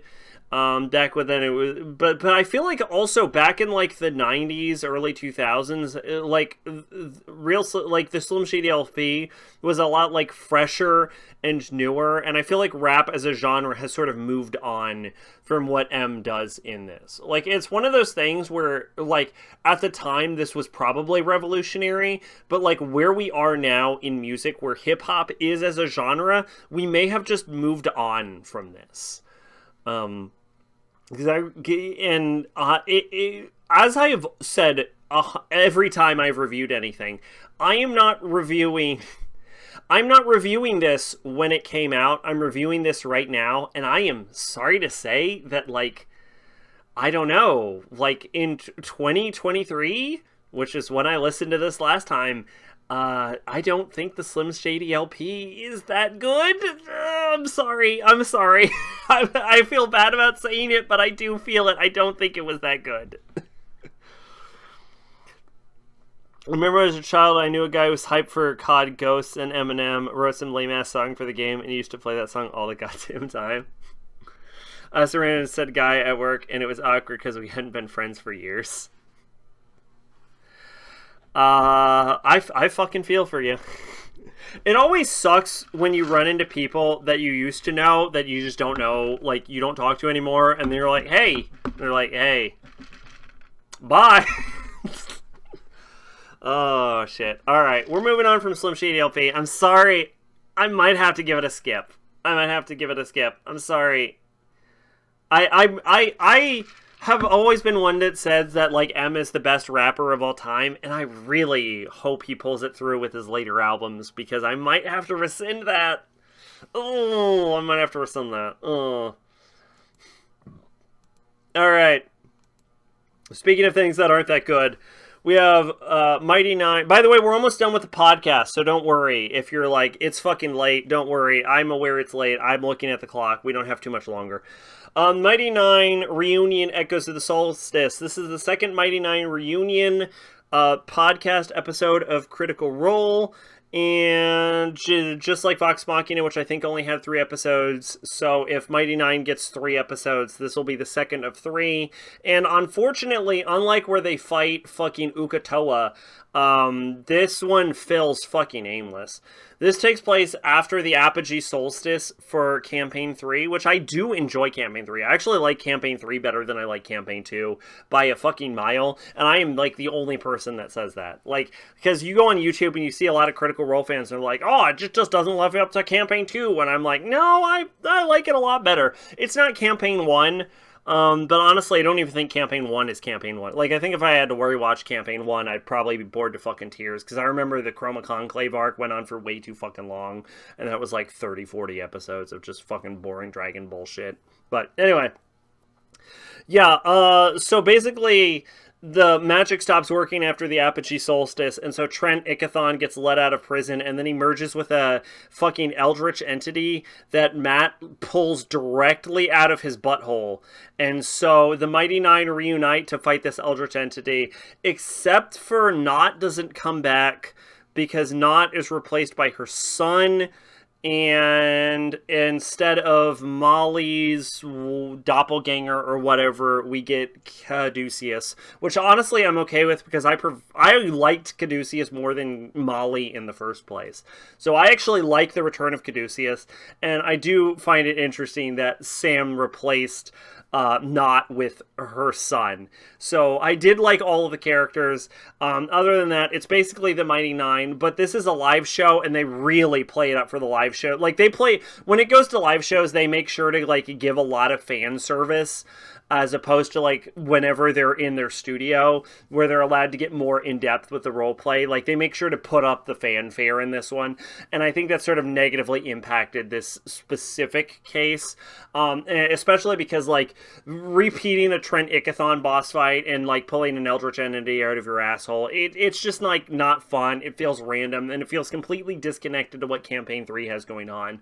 When they did the previous Mighty Nein reunion where they fought Ukatoa, it felt earned, because Ukatoa felt like a hanging plot thread, whereas Trent Ickathon was they already fought him. They already fought him. This didn't need to happen. This was just there, right? And also there's a lot of less cool movements, like Jester, like, finally learning to heal happened in the last one, whereas, like, that's already happened.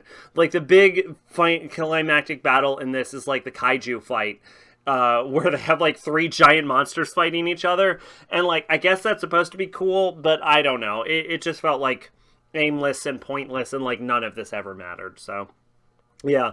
Was not a big fan of Echoes of the Solstice, and I understand, because if I assumably, at this point, the Mighty Nein got bonus levels after finishing their campaign, because they actually didn't finish at level 20. But now they are all basically level 20. If you let level 20 characters just run around solving their own plot lines, they will just rip a hole through your goddamn D&D plot line. Like, this is why Baldur's Gate 3 that we talked about earlier doesn't allow level 20 characters, is if a fucking party of level 20s are allowed to run around, your plot has ended. You were talking about gods incarnate just ripping holes through reality now. So yeah, they definitely felt very focused and, like, just aimless and pointless, so I don't know. I did like how in the actual Campaign 3, which I guess we'll talk about probably later, Matt managed to integrate the Mighty Nein and Vox Machina into that campaign, but I feel like this doesn't really do anything with them, and I would have liked to see the Mighty Nein, if not resolve their own older plot threads, I would have liked to see them contribute meaningfully to Campaign 3 and this have actual notable impacts rather than just being some dumb kaiju fight, so... Anyway, there we go. Moving on to, shit. I normally have an intro to the show. Okay. So, you're going through a dark alleyway, and you see a mysterious figure, and he has a hat. And then he looks at you and says, "Hey, I have something to tell you." And then you turn around, and then the alleyway has extended upon infinity. And you're like, well, it's either this or I talk to the guy. And then you run off into the distance, and the guy's like, "You can't escape me. Eternity is everywhere." And then you run, and you run, and you run until you can't run anymore. And then you stop, and then you turn around, and you look at the guy, and he reaches into his pocket, and he's like, "There, now I've caught you. Now I can give you this." And he pulls out from his pocket an anime dartboard, the show where you fucking review, we pick a random 13 episode anime or a movie, and we talk about it that has an English dub. And last time we picked Blade of the Immortal. That was improv, and that's why it wasn't very good. Normally I at least prep this in the shower before starting the stream. Specifically the 2008 version, which of course everyone has watched this like you were told to. Last stream, you have definitely watched The Blade of the Immortal. Good job, everyone. Give yourself a hand of applause for actually watching the book club anime. Alright, so, what did you think of Blade of the Immortal? I'll wait. That's a solid opinion. Let me tell you what I thought about Blade of the Immortal. What I thought about Blade of the Immortal is I actually genuinely liked it, and I am looking forward to eventually going into the 2009 version. I'll probably go into that a bit later in the month, maybe, because I want to try and get it out relatively close to uploading this episode, which won't go up until next month, because I always put this episode up next month. But I did like the fact that the main character, the female character, developed sex furiously watching my Mal updates and getting pissed when it isn't played with the Immortal. No one ever watches the dartboards! That's fine, no one ever watched the dartboards.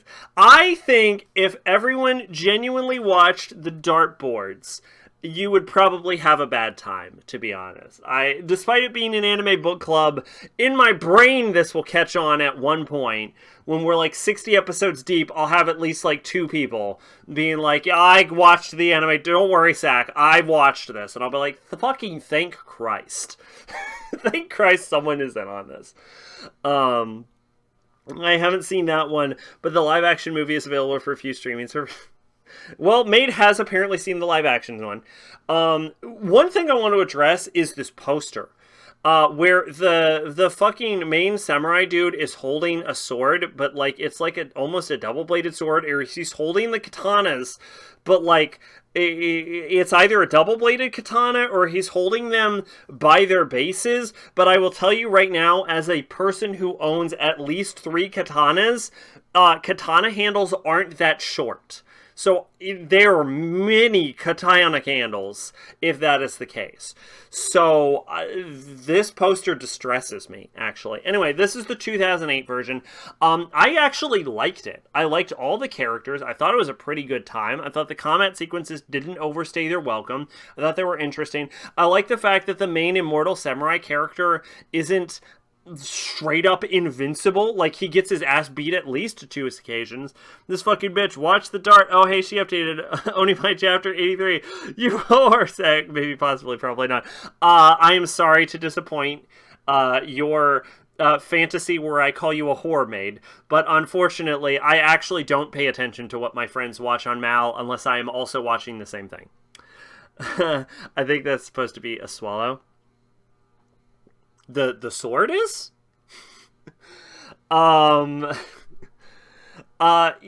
So, yeah, I do appreciate that the main character is not invincible. I like the fact that they introduce a whore character who's like, I'm the fucking greatest goddamn fighter in the series, but I just do not have the heart of a warrior and I don't want to kill people. And then she gets her ass beat by the main character who's like, ha! You suck at this. And then she gets the heart to, like, kick his ass. And then she's like, I'm gonna go beat his ass. And then she just straight up does it. Like, the story makes sure you know that this woman is better than the actual main villain at fighting. And then when she gets serious, she kicks the shit out of the fucking main, like, fighter of the story. Almost seemingly without effort. I didn't say you had a fetish. And then, like, I like the power consistence of that. Like, one big thing about me, don't even think that I know you are. Something like the main character's weapon from Chrono Cross. Oh, yeah, well, so the thing is, double-bladed swords aren't real, though. Because they're bad. And you would stab yourself.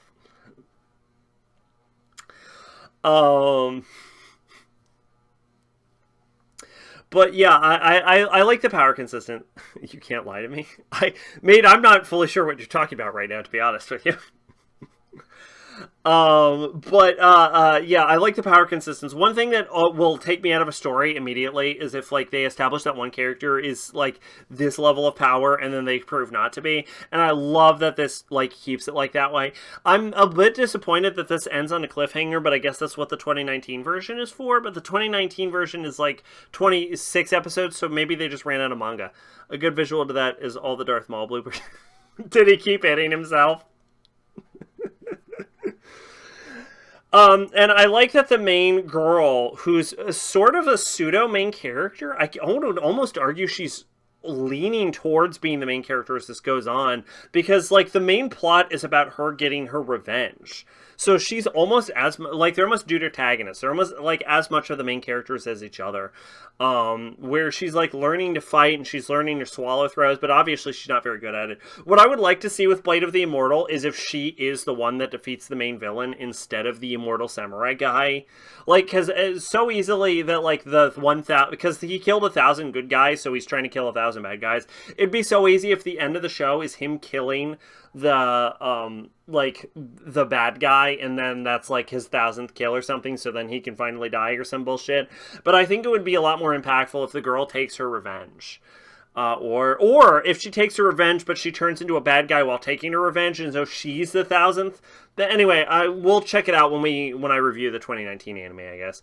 But yeah, no, it did leave in a bit of a cliffhanger, but I did like that they were actively pursuing making the girl stronger. I liked that the power was consistent. I liked that the whore was actually the strongest character, like they said she was. Yeah, I just generally enjoyed the overall, like, the bit of it. I thought it was actually genuinely good. I thought the combat scenes didn't overstay their welcome, and I thought there was a decent amount of characterization. So, also, I have to say that she was like, I'm planning to get a second bodyguard, and she talks to the painter, and the painter's like, no. And I assumed the painter was going to show up and she'd have 2 bodyguards, sort of like a Samurai Champloo scenario. And then, like, no, the painter just said no, so she doesn't get a second bodyguard. And I thought that was kind of fun. I kind of appreciated that, like, no meant no in that scenario, so. Kind of like how Hyakumaru is absolutely the protagonist and not Dororo. In the original, yeah, for sure. No, I completely agree. in like the remake version, Dororo is definitely the central focus. But yeah, Hyakumaru, unquestionably the central focus in the original, like, 70s anime, for sure. 60s anime? 69, wasn't it? Isn't it, like, super fucking old? I think it's super fucking old. Wasn't it? It might have been 69. Yeah, 1969. It was 69. I was right. Anyway, Blade of the Immortal, solid. Glad everyone watched it with me. Glad you all enjoyed it. Glad you have so much to say about these movies you watched that were the live-action movies. Dororo is the main character of the manga. Yeah, so from what I understand about this, a bit of an addendum is that apparently there was a manga version of the, like, 20 Who Gives a Shit anime. Because I said 20, so you know it wasn't the original manga. And so the anime adaptation, like the modern anime adaptation, is an adaptation of the remake manga that was made by someone else, not of the original one, which was clearly created and inspired by the original as a sort of like different remake take by a different creator. So I guess take that however you will. I wasn't a big fan of either version, and I have to say, even I thought the original version was better. Like, I didn't like the original version, and I still thought the original version was better. I don't know why everyone went gaga for, like, the 20 whatever version, because I thought that anime was fucking terrible. So...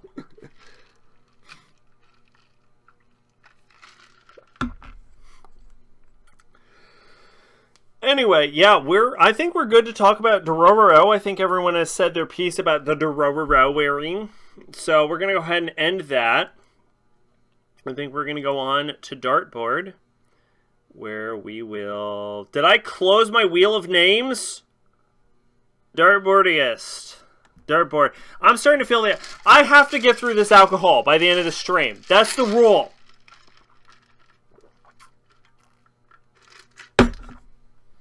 Somewhere over the rainbow. Somewhere. All right. Shovel. Shovel. Shovel. The most terrifying part about this is I don't know what's going to come up. Kisniver. Oh, that's the Studio Trigger anime I've never seen. I hear Dororo. I think people are mispronouncing. I have seen Dororo.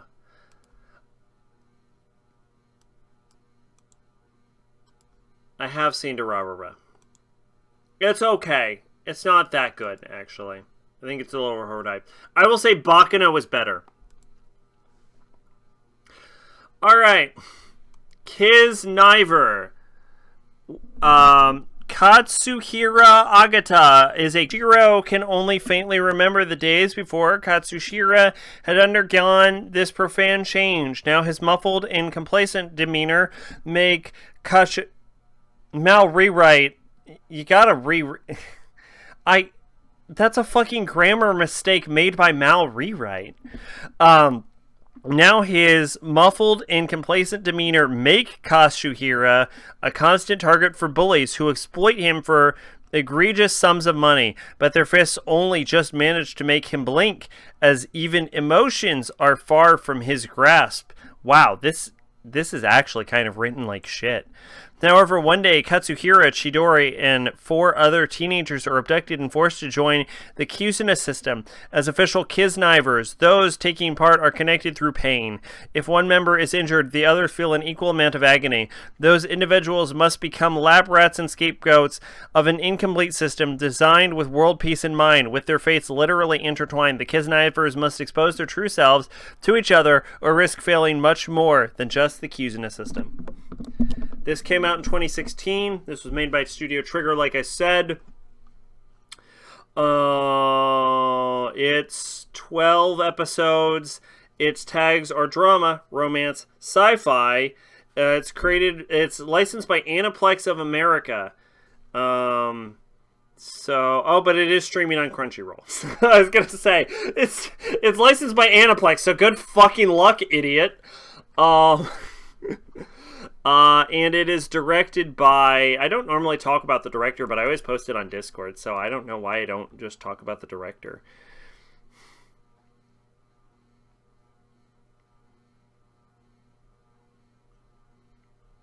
It's directed by some fucking guy, I guess. I guess I'll have to, like, go to A&N to figure out who fucking directed this shit, because the director is not listed. We know who produced it, but we don't know who directed... Oh, here we go. It's directed by Hiroshi Kobayashi, who also directed episode 29 of Fullmetal Alchemist Brotherhood. I dare you to remember what happened in episode 29. He did the storyboard for episode 23 of Dororo, which I'm only bringing up because it was relevant to this. From what I understand, this is largely considered to be Studio Trigger's worst anime until the fucking one where the kids piloted mechs and everything was a sex reference came out. What was that called? Darling in the Franxx. He directed Witch from Mercury. Oh, I hear that's a banger. You'll hear about the Witch from Mercury fucking controversy. If not, remind me about it. I genuinely, before we end the stream, because I still have some alcohol to go, and I need to finish this before the end of the stream, please remind me about the Witch from Mercury controversy. He directed Witch from Mercury Season 2. Maybe he wanted his name removed like the English cast of Digimon. No, so he directed Witch from Mercury. He directed the ONA of Spriggan from 2022. He directed literally something I've never fucking heard of, which is, honestly, let's be real here, an accomplishment. And he directed Kisnizer. Dragon Pilot Hisona and Masutan. Oh, I have heard of this, actually. I haven't watched this, though, because I have standards. I have standards, actually. Some of these mal synopsises read like this. Check out this Reddit post. Fuck it, why not?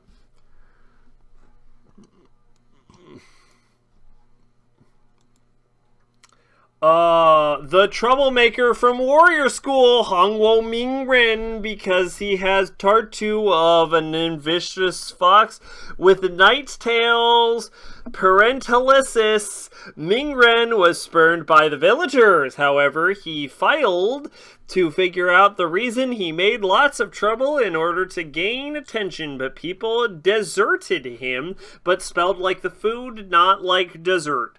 Thanks ought the careful. Sir Luca Minren grew up with the healthy mind. He was very energetic and optimistic and successful, passed all tests, and seemed to become a warrior together with Zushu and Sukula, recommended by Sir Luca Minren, attended the best Wario competition and gained victory in the first round. They were ready to march into the second round, the Death Forest, and Horror War began to gain more recognition. Minren wants to become 5th generation of Fire Shadow, is Titali for the best warrior and the leader for all warriors, and Minring was confident about his success, but missing a C. Someday, work hard, Minren.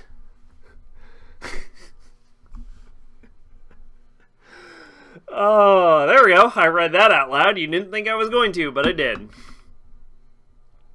What was that thing you were all supposed to remind me of?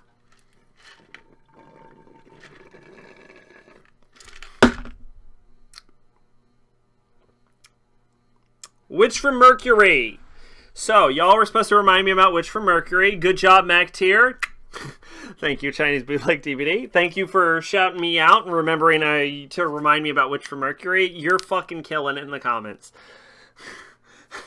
Alright, so Mobile Suit Gundam Witch from Mercury came out in, like, I don't fucking know, like 2020, something like that. Like, very recently. It's a very recent anime. It's so recent I haven't seen it yet. And so the basic idea is that the main character is female. I believe it is the first female main character of a Gundam anime. And she ends up winning the hand in marriage of another girl. So the big thing about this is she's fiancés with this other girl. And then at the end of the show, from what I have understood, both characters are seemingly together and they're wearing rings. And there's like no kiss scene at the end of the anime, and then the anime ends because Japan heavily leans into its Chinese market, basically, I think is from what the idea is. And then, so what happens is that there was an editor for like Gundam magazine or whatever it's fucking called, talking about a review from Witch from Mercury, saying how it is good that the characters got married in the anime, but they would have liked to see more like outward affection between the characters. They would have liked to see a kiss scene between the main two female characters, especially with the first Gundam anime with a female main character, and probably, I'm willing to assume, the first like main Gundam character who is actually gay. And so the Gundam magazine apologized for the posting of this review in their magazine about Witch from Mercury. However, their apology was they apologized about this not because of the fact that the main characters not showing affection to each other was seen as homophobic, but because of the implication of the review in their magazine made it seem definitive that the main two characters of Witch from Mercury ended up in a lesbian marriage with each other rather than being left open for ended. And apparently people fucking lost their shit about this, which, to be honest, I fully understand. Like, what the fuck, Gundam? So, yeah, that was never retracted, by the way. They're like, we're sorry we implied the main characters got married.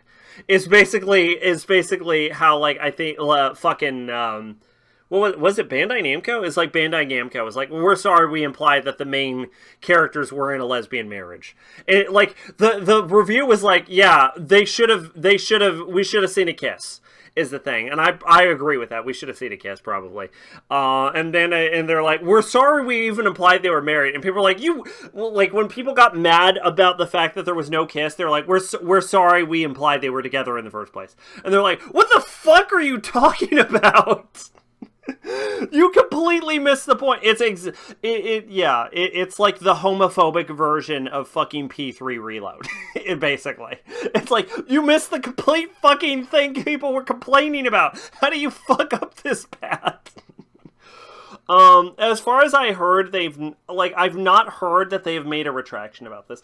I do still want to watch Witch from Mercury, though. As far as, like, Gundam anime go, that and Zeta are, like, next to my watch list, so I'll probably watch that I'll probably watch that before Zeta, though, so. Because it looks legitimately good. But I finished my alcohol. Don't worry, P3 Reload has homophobia. I wasn't worried. Oh yeah, if I remember, correct me if I'm wrong, P3 was like, I'm remembering P3 as the one Persona game with the most outwardly homophobic scene in the entire franchise, wasn't it? Wasn't that like the weirdly uncomfortable scene when you go to the beach in P3? Isn't that P3? I know there's like a scene where like two Okama abduct Ryuji in P5, but that wasn't nearly as bad as I'm remembering the P3 scene. The problem is I kind of don't fully remember the P3 scene, but I remember the PC3 and being, like, bad enough that even I was like, ugh. Like, me, who's unshakable, was even, like, a little ugh in that P3 scene, if I'm remembering correctly. Am I remembering wrong? Transphobic, but yeah. Oh, in the Stray Kids trailer, a random girl in an animated cutscene has a pride flag in Capital Gamers. Okay. Capital Gamers freaked the fuck out about it. Yeah, I remember there's being one scene in P3 where even I was like, ugh, that's a little gross. And I'm usually unflappable. If you can flap me, you have probably stepped over the line. We're done. A pride pin in a random ass girl's bag. That's not bad. Not even an actual character. That's not bad. That's good. I mean, as far as like Persona goes, that's an improvement. I'm remembering a beach scene where Junpei was hitting on people, and then I want to say he talked to like two dudes or something. But you're saying it's like a transphobia thing. So was it like two trans women or something? What happened? I'm remembering some beach scene when you're on like Beach Island. It's even funnier if you watch the trailer. It's barely there. Anyway, I'm remembering one beach scene in like Persona 3 that was like I remember being like the most outwardly offensive thing that happens in any Persona game at any point. Like I remember the P5 scene being like a dialed back version of that. But I think we're done, aren't we? I'm pretty sure we're done. I think we did it. Somehow without John, despite claiming that John makes episodes tank forever, we basically made it to 3 hours 30 minutes. I saw a thing, I didn't mention it. I think John is planning to come back, by the way, on Discord, because I check into his Discord every now and again. I just don't bother to mention anything about it.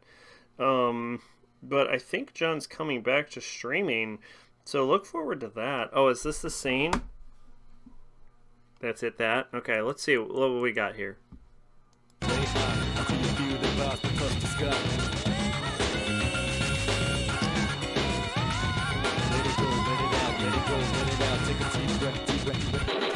We're gonna fast forward it so the audio doesn't fuck me up.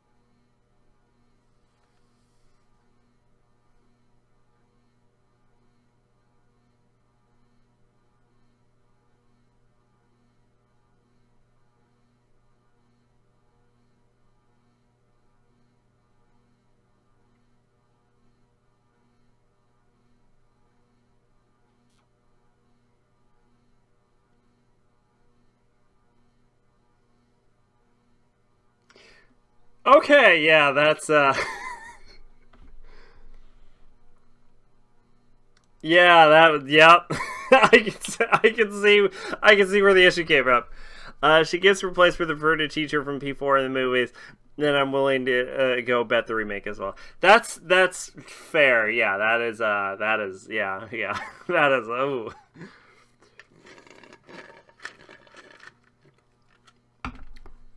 Anyway, I think we're good to call it. We did. This is a pretty good stream, honestly. Solid. Honestly, Dialogue Tree, pretty damn good. All right. If I'm gonna be honest with you, I'm drunk enough to admit this, but sober enough to be cognizant. By the way, either my liver is in overdrive, or there is less alcohol in this than normal, because I don't feel nearly as bad as last time. This is what I would describe as slightly drunk, whereas last time I was fucked up. So yeah, I'm a lot better. I'm a lot more cognizant, as evidenced by the fact that I know the word cognizant still, than I was last time. But excuse me. If Atlas keeps that shit, I will be flabbergasted. That is fair. But I did forget my point, though, when I was talking about how not drunk I was. I am drunk enough that when I was talking about not being drunk, that I forgot how drunk I was.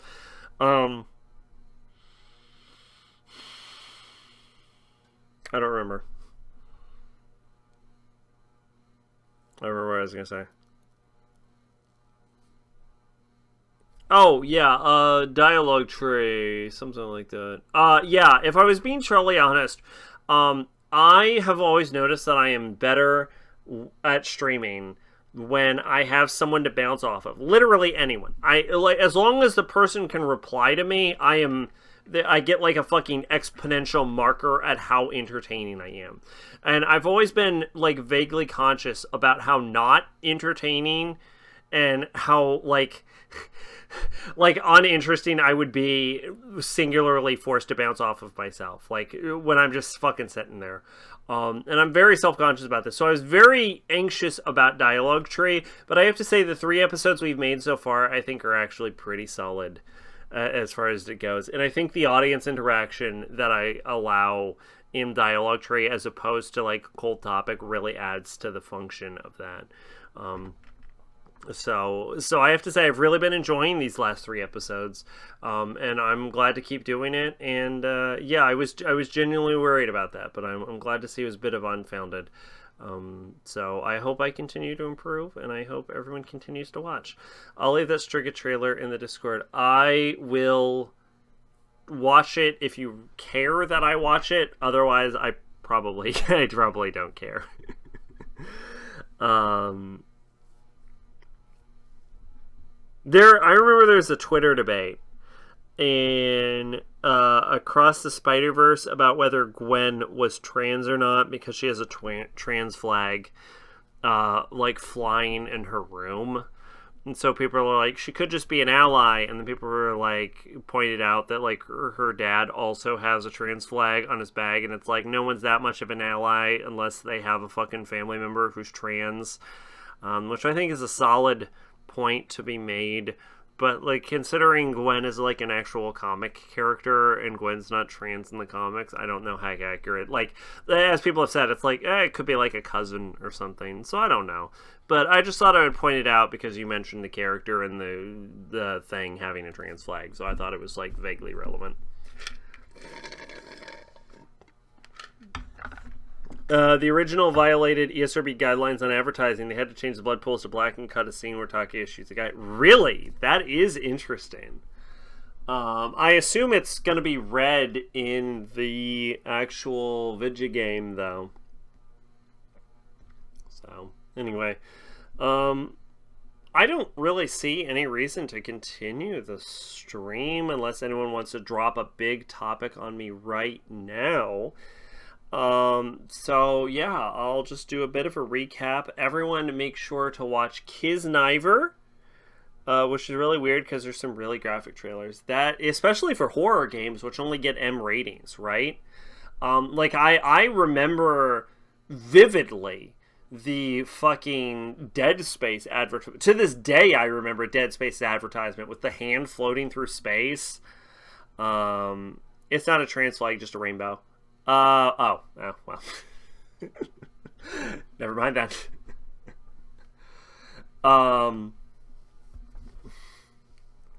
It's red in screenshots. Gotcha. Okay. Yeah, no, it is strange though. Because I remember vividly the Dead Space advertisements. But like as people have pointed out, there's a weirdly like Japanophobic sentiment going around just like in general in like Twitter and the world, and it has been fairly like pervasive throughout the world in like video games in the West for like quite some time now. So I could imagine that continues on to JRPGs, for example, or continues on into like the ESRB is what I meant to say. Like, if you actually look at Twitch's guidelines, it's like weirdly anti-anime. Like when you look at what they ban and what they don't ban, anything with even if it's a Western game with an anime-esque aesthetic, it tends to get banned over much even more like heavily explicit games in the West. So I'm not saying it's right. I'm more calling it out than anything. But yeah, I don't know. I don't understand why everyone's so fucking prudish. I think America could stand to honestly learn a bit from like Japan and Europe about being like more sexually liberated, where in those cultures violence is more heavily penalized than like sex. Now, of course, I have always been very anti-censorship, so I think at the very high end, where things are like marketed to for AO or for example like M, I think there should be zero fucking censorship, period. Like straight up go balls to the wall. But I do think it's like odd that like a PG-13 game you like shoot someone, but if a tit pops out, oh no, what a fucking travesty. You know what I'm saying? I don't know. It's weird. I think Europe and like especially Europe, I think Europe has like a sort of a right idea on that one, where they're a little more laissez-faire with nudity, because it's weird. Like European countries will warn Europeans coming to America that America is weirdly prudish. Like America thinks of itself as like the rowdy cowboy type, but really when you look at like travel advisories from Europe, they're like, watch out, them Americans are fucking prudes, you better cover your ankles. So it tends to happen when something Japanese gets more popular. It's a competition thing. I think there might almost be something more to that, but I'm not sure what. Like, I don't know. Like, gut drunk sack reaction thinks there might be some leftover resentment from World War II. But, like, sober sack would be like, I don't know, it's been so long. So, like, I'm not going to pretend to know. I don't think it's, like, fully a competition thing. Because you don't see, because it's sort of like a Western thing in general, right? You don't see this sort of, like, if fucking Ubisoft popped tits tomorrow, nobody would care. And further evidence to that is like The Witcher's like a fucking like what, Polish game or something like that, and there's like full on sex scenes and no one gives a shit about that, right? So it's one of those things where it's clearly like almost like an anti like Japan, possibly anti-Orientalism sentiment, and it's like, I don't know. You're also seeing it a lot more on Twitter. I think Twitter is brain poison, and should honestly, if I could delete a website, it would probably be Twitter at this point, because so many fucking terrible ideas are just allowed to like toxically build there. But yeah, you see so much anti-Japan sentiment there that like it just straight up flips the switch to pure racism. So yeah, I don't know. But I do think it is weird that like America's so anti-sex and prudish compared to other cultures. Is it? I once had heard that allegedly the U.S. helped Japan cover all kinds of fucked up stuff they did in World War II after the war. No, yeah, that is for sure true. You're specifically, I'm not solid on that. No, you are correct. It is called Unit something or another. Hold on, I'll look up the number. It's a number is the problem. That's why I don't know it offhandedly. Unit 731. Yeah, the experiments of Japanese Unit 731 are fucking horrific. Like, what people kind of forget is that Japan was an Axis power. They were Japan, Italy, Germany in World War II. And they were as bad, if not worse, than Japan, Germany, and Italy in World War II. Like, they were fucking... Like, it's hard to say that, like, civilians deserved to get nuked, because they didn't. They were civilians, right? But like, World War II is one of the few wars in human history where it's understandable why an amount of military force of that regard was deployed in the first place. Like, without necessarily defending the decision, it is understandable how this conclusion had to be reached. Because Japan during World War II was worse than the Nazis. Like, and if you need proof of this, there is a statue in China to a Nazi doctor. A Nazi has a statue in China because the Nazi doctor saw the actions of the Japanese soldiers during World War II and was like, can you fucking cool it? You guys are popping off a little too hard. Like, when the Nazis are kind of disgusted at your actions, I think that kind of says something. Like, Japan was a fucking nightmare during World War II, and Japan's, like, modern association with, like, anime and video games and tentacle porn has, in Japan's insistence on deleting that it's part of the Imperial Japanese history, has a lot of people not fully realizing that the fact that, like, no, World War II Japan was bad, like, fucking awful. Like World War II Japan was about as close as evil as a country could fucking get. Like, it was a fucking problem. And there's a lot of, like, Japanese media that's, like, very apologetic to its time period in World War II, especially stuff like where it, like, details, like, the children's view of, like, American fire bombings and British fire bombings and, like, nuclear bombs during the time period, completely glossing over the fact that, like, Japan during World War II is a fucking nightmare country. It's an RPG, there's a video game about that. We're making a game where a group of Japanese students are in a death game ran by a guy that the unit who continues the experiment is called Ghoul. Here's just a little bit about Unit fucking 731 that you don't know. Most about what we know about hypothermia, you know, where you're freezing to death, comes from them. Like, if that tells you anything about how fucking bad it was, we gained legitimate medical information about grievous bodily harm from them. Like, one of the tests they ran is the, like human burn tests, where they would spray people with fucking flamethrowers. It was not fucking good. Like, it was fucking awful. And Unit 731 was, I believe, disguised as sort of like a lumber yard. So whenever someone died as part of it, they would call it like a log fell or something. Like, it's disgusting, the experiment 731 committed.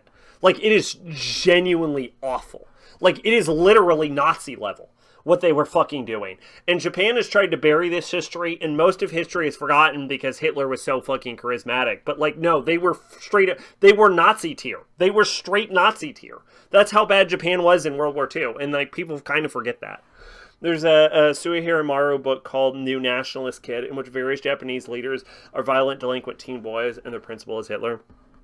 And a lot of Japanese media tends to gloss over and glamorize Japan during World War II, where they're like, oh, we were so innocent and we were horribly attacked by the U.S. nuclear bomb, completely ignoring the fucking awful atrocities that Japan committed. Like, you go, like, it's a fucking night and day experience if you talk to, like, because they straight up, Japan does not teach this in their schools, the atrocities of their fucking World War II actions.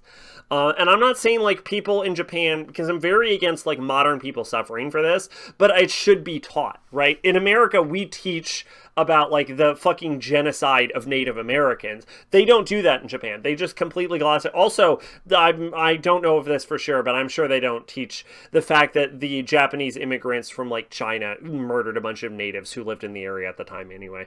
But but that's really old lore. That's like 2,000 years ago. But, like, I don't think people of modern day should suffer for the actions of their ancestors. But, like, Japan actively tries to bury its fucked up World War II actions. That depends on where you go in America. I don't know. I was taught about the fucking horrors of fucking Christopher Columbus and the Trail of Tears and all that shit. So I don't know if you go to, like, I don't know, Montana or some shit, if they teach that, but, like, everywhere I've ever been has been very open about, like, yeah, America's done some fucked up shit in that past. And it's hard to get over the fact that, like, 99% of American schools are like, yeah, we nuked Japan. But, like, 90% of the time, we just teach that we nuked Japan. We don't, like, if anything, America's weirdly self-flagellation. Like they love whipping themselves for their past actions without taking them into full context, which leads you to believe why they would take these atrocities. And, like, there's arguments to be made that America didn't have 100% justification for all the awful things they've done in the past. But when you look at it from a historical perspective, a lot of the, like, some of the things America has done isn't necessarily out of pocket. You know what I'm saying? Like, the nuclear bomb dropped on Japan could be considered excessive force, for sure. Especially because America would have won the war regardless. But to claim that it wasn't, like there was no reason to do, which a lot of Americans like to do, is a little weird considering how fucking awful Japan is in World War, because people think of Japan as, like, modern Japan, which is great, but, like, World War II Japan, there's a country that you could justify a nuke on, it would probably be World War II Japan, is what I'm saying. The South teaches Civil War very differently than I was taught. There's this book I mentioned that wasn't meant to be mainly a message to the Soviet Union. New nationalism. So there are some Japanese stories that actually do talk about, like, Imperial Japan in proper context. Well, I think there's like a Player movie or something called, like, Empire of the Sun or something. So, like, but it's rare. It's like, Japan very much tries to bury its World War II actions. And I think that's dangerous. I think a country should acknowledge the horrors it has committed in the past, so it knows, because, like, I'm really big into, like, teaching history so you don't repeat it. And Japan's still a fairly nationalistic country, and I'm not saying current modern Japan is anywhere close to becoming World War II Japan, but I don't, like, 300, 400 years down the line, who's to fucking say? You know what I'm saying? Maru is counterculture, that is very sure. So yeah, it's not completely ignored, but I think it like, even in Japanese schools, they, like, actively try to discourage teaching.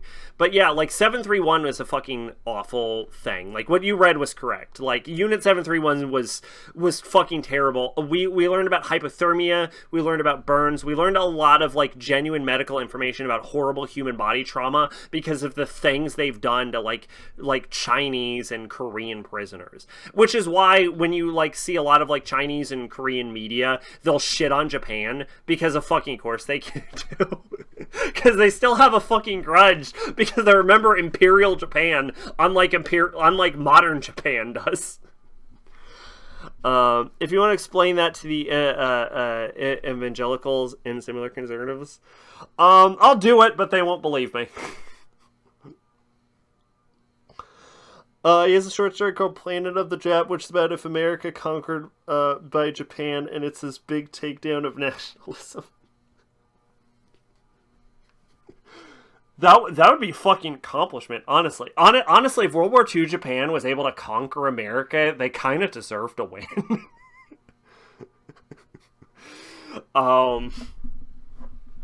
But yeah, so the big thing is, like, with Unit 731, because they performed such horrifying human experimentation, the fact is that, like, a lot of the information they got is genuinely useful for medical data. And like I said, like, a lot of what we know about hypothermia and to a lesser extent about burns actually comes from Unit 731. And so because of that, the doctors who committed those fucking straight war crimes, unquestionable war crimes, were actually given passes in exchange for the data they acquired. So yeah, what you read was actually fairly accurate to my current knowledge. I could be wrong myself, but from what I have read, what you have read is accurate, that like a lot of those fucking war crimes got pardoned just because like they got information. So like a lot of information. That story was actually published in an American magazine called Underground Comics. Never heard of it.